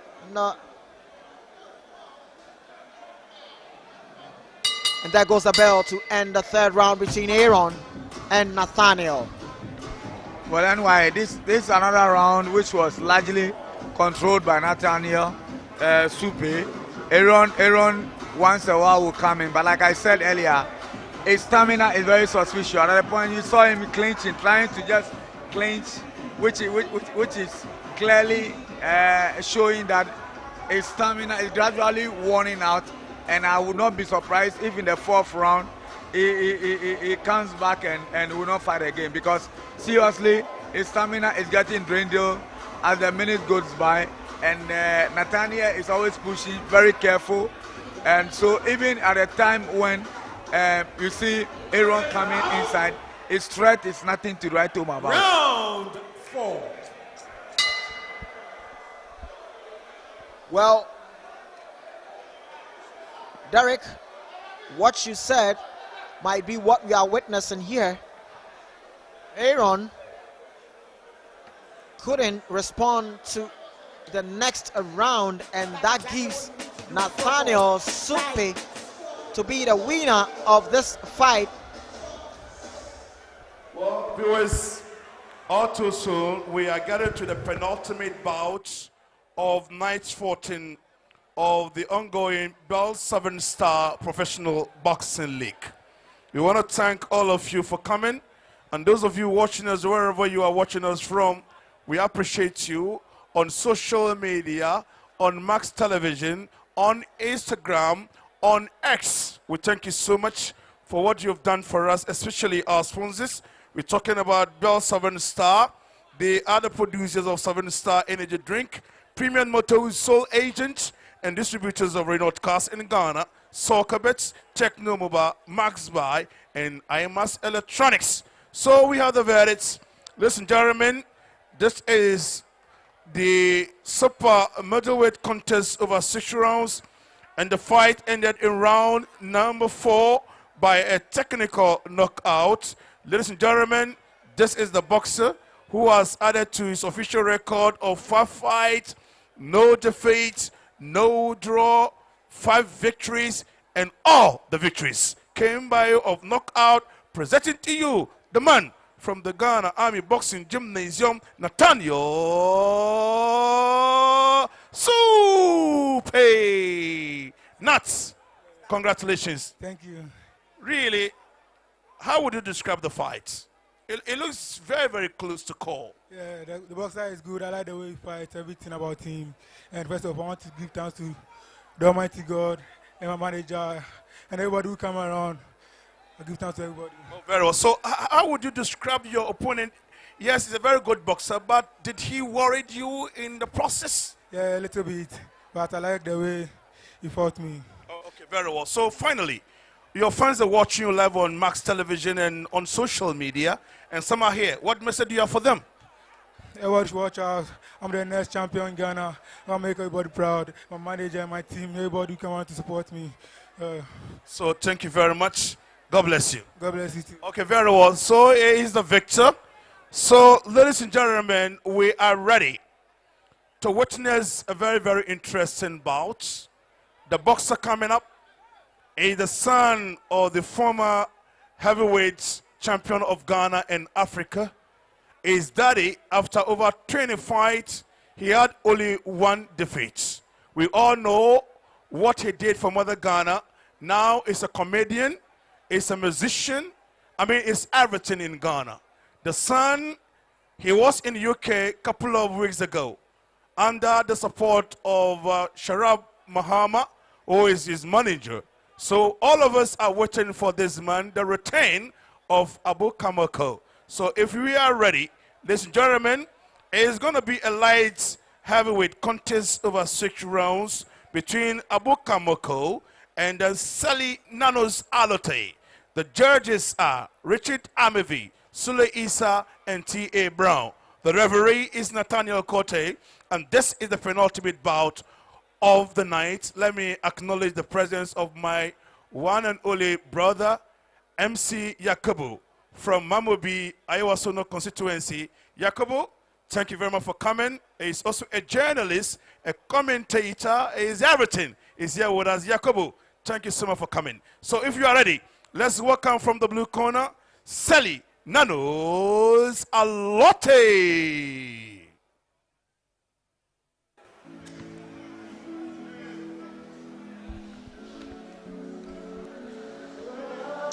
Let's get ready for the next bout on the card. It's gonna be light heavyweight contest between Selinanos Alotey, and he will be taking on Abu Kamoko.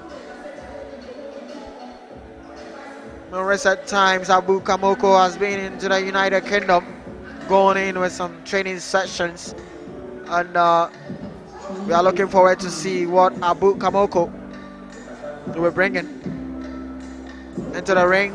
against his opponent in the name of Selinanos Alotey.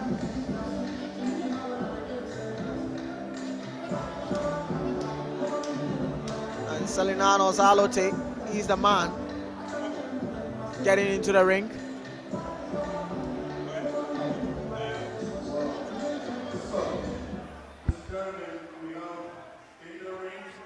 Selinanos Alotey.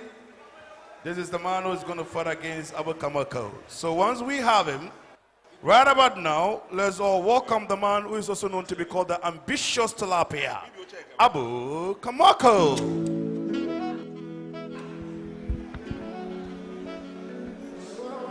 We have Selinanos Alotey in the ring already, and now we are looking to see Abu Kamoko. And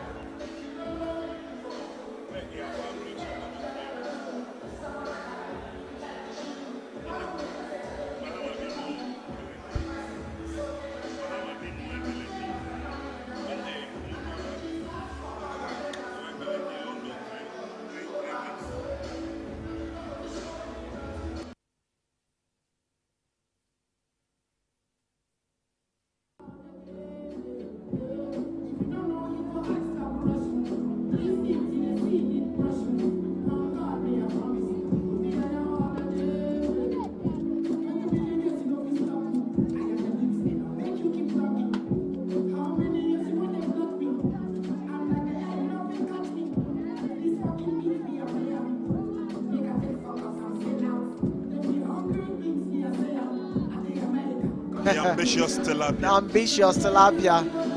A tilapia who is ambitious, and you're gonna see how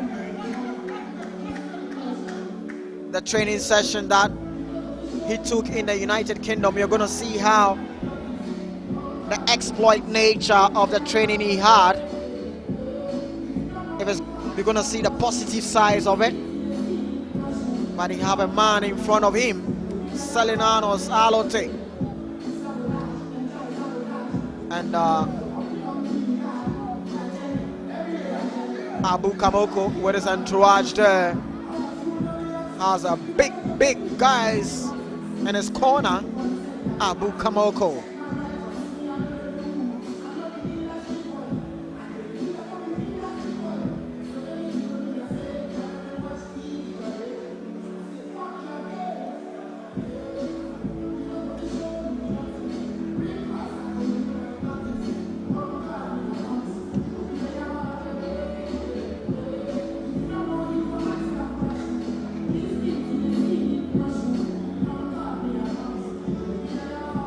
So that's Abu Kamoko there.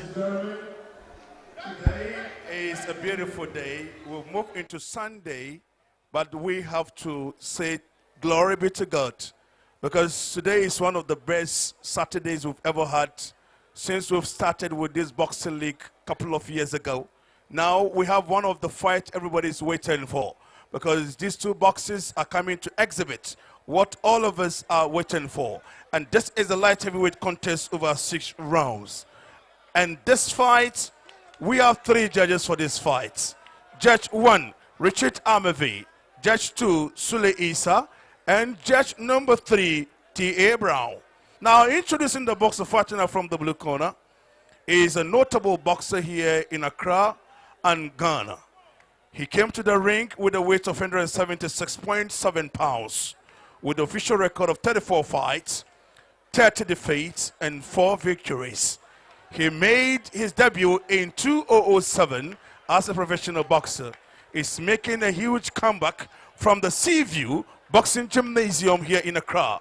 And today is wearing red trunks, black shoe, red gloves to match. Ladies and gentlemen, presenting to you the boxer who is also known to be called Dr. Fish, Selinanos Alotey. Ladies and gentlemen, crossing over to the red corner, this is one of the boxers who have made a lot of waves in Ghana boxing, because his father was a former national heavyweight champion. His father was a former African heavyweight champion. And this is the man who want to preserve the legacy of his brother as a boxer. He made his debut in 2024 as a professional boxer. He came to the ring with the weight of 178 pounds. Ladies and gentlemen, he was in UK a couple of weeks ago, just for training tour. He's under the management of one of the finest boxing promoters Ghana has produced in recent time. The son of the President, Sharab Mahama, who is the CEO of Legacy Rise Sports. This is the boxer who came to the ring with the official record of 2 fights, no defeats, no draw, 2 victories. All the victories came by way of knockout, presenting to you the man who is known to be called the ambitious Tilapia, Abu Kamoko.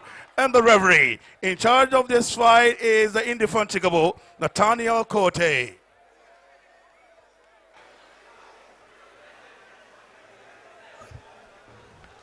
Well, the stage is set for many a Ghanaian to see the return of Abu Kamoko into the ring, also known as Ambitious Tilapia, the son of the Bell 7-star ambassador Brahima Kamoko.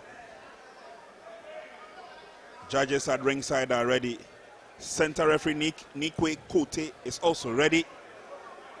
We're all waiting to see what Ambitious Tilapia has picked up from his sojourn into the United Kingdom by the kind courtesy of Legacy Rise. Here we go. It's round number 1.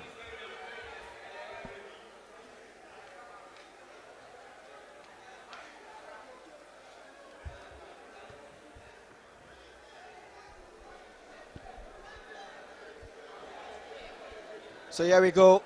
First round between Abu Kamoko and Selinanos. Selinanos is the boxer in the red trunks, whereas Abu Kamoko is the boxer in the white and gold. And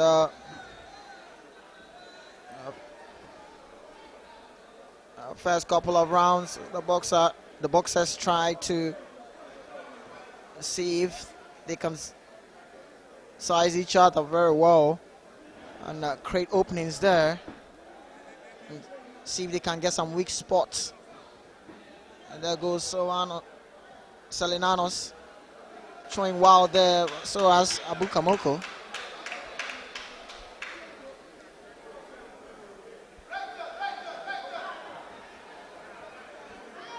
There goes Abu Kamoko trying to keep a high guard there. And right hand there from Abu Kamoko. And Selinanos still trying to. Abu Kamoko is always searching for that right hand to get through, but Selinanos, and there goes a double combinations there from Abu Kamoko. That caught the attention of Selinanos. Selinanos trying to get in with some worry, but that's a poised nature there from Abu Kamoko. And Kamoko doing well with his right hand there. Trying to get in, but Selinanos getting in for the clinch.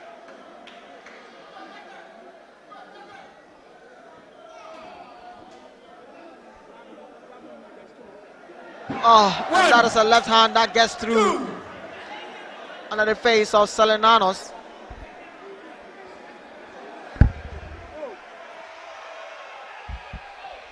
Well, and that could be the end of it. Selinanos' body language still on the canvas. He couldn't make the count, and the man on your screen there, Abu Kamoko, Ambitious Tilapia, always saying that right there, Obaya down. He makes it in just in the first round. That is a big statement coming from the man, Abu Kamoko. He went to the United Kingdom, trained very, very hard, and he came back in Ghana to make a big statement in just in round 1. He stops his opponent, and look at him showing the skills that he had in dance. Let's take a look at what happened here. Look, the right hand.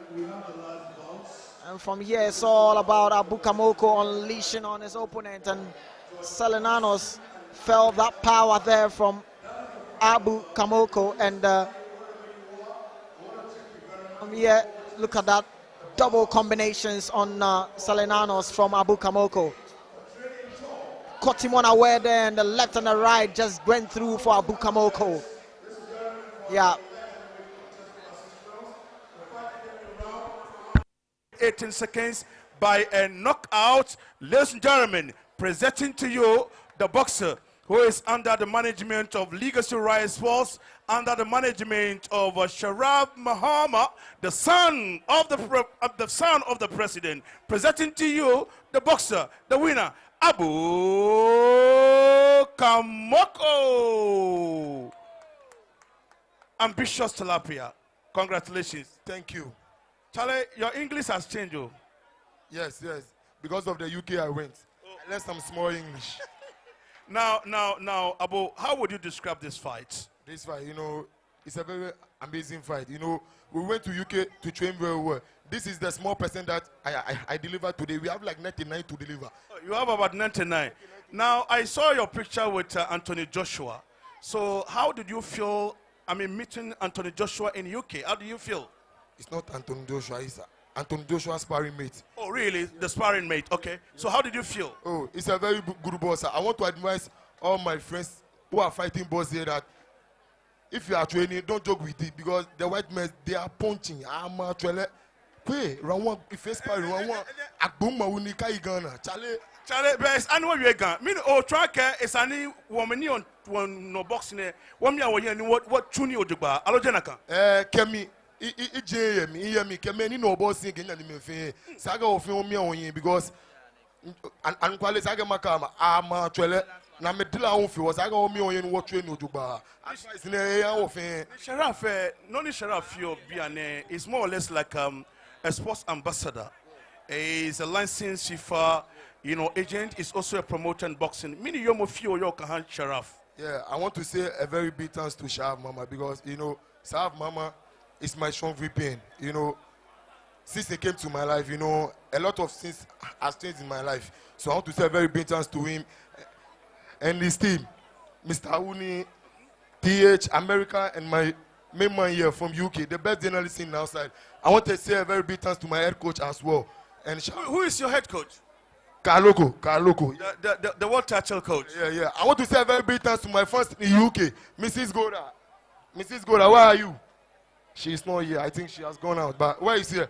Give me eye. Mene eja UK. Ege baba kwa mi flag male. Lele eshe bi onyo phone to ode anle. Ebo mode biane. Right now I want to say a very big thanks to all my fans in UK right now. Moza restaurant and Ocean Food. Kemi se buswan kemi fe money support me UK na my advice. Fe o madam fans fe na mbabu am na ebiene. Right there. Well, nyega kwa na. No what better 5% pe. Many make a challenge on me if you're ready to come. I'm a family number. Right. Biane. Last week, travel, send voice I came okay, a tanic abano. No, Obanyele. No more priest command. Ichila way to me. On I get tell me, get to Mogamogwashian Bona. Cogamogwashian, Ufangbe, Kofangbe, more means your boy, or Camuena Gobu. It's money, a camaga, me taught, me Tonyan, Kajim Bape, I'm found by the Nimba on a labia. Ebanya be right there. Quay.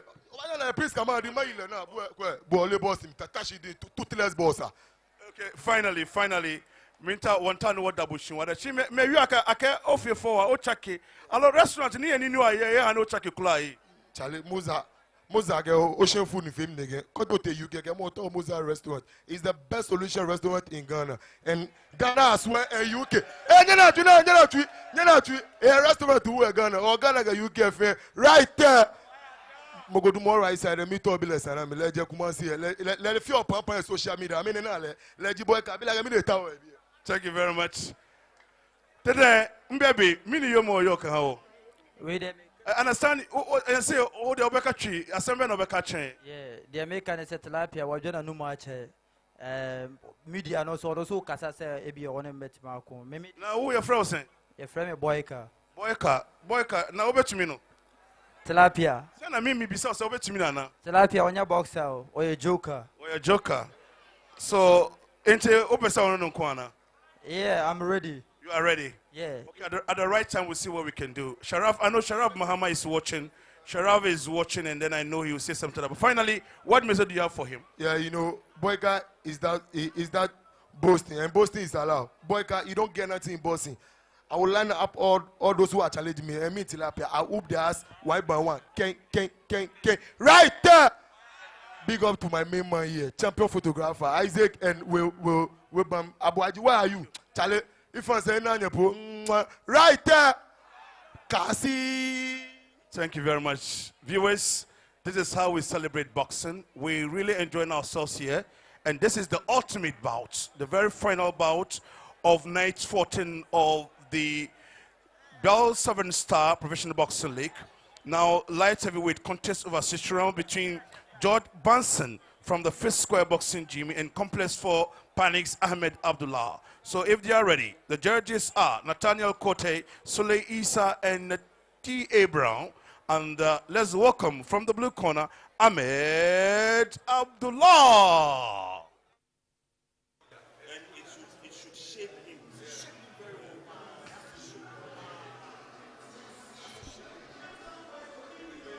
Last bout for Fight Night 14 coming up. Light heavyweight contest between George Benson and Ahmed Abdullah. Boxers will be joining us in the ring any moment from now. And after this fight, we lower the curtains on Fight Night 14. And we'll be looking forward for Fight Night 15.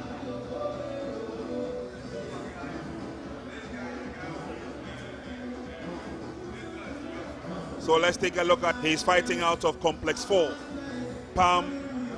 Panics, and Fitzquare's George Benson.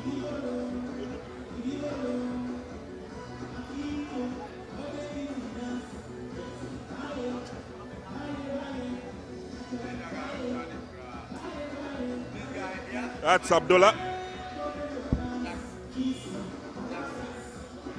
Arguably the tallest boxer on the Ghanaian scene. Let's see how he matches up against George Benson.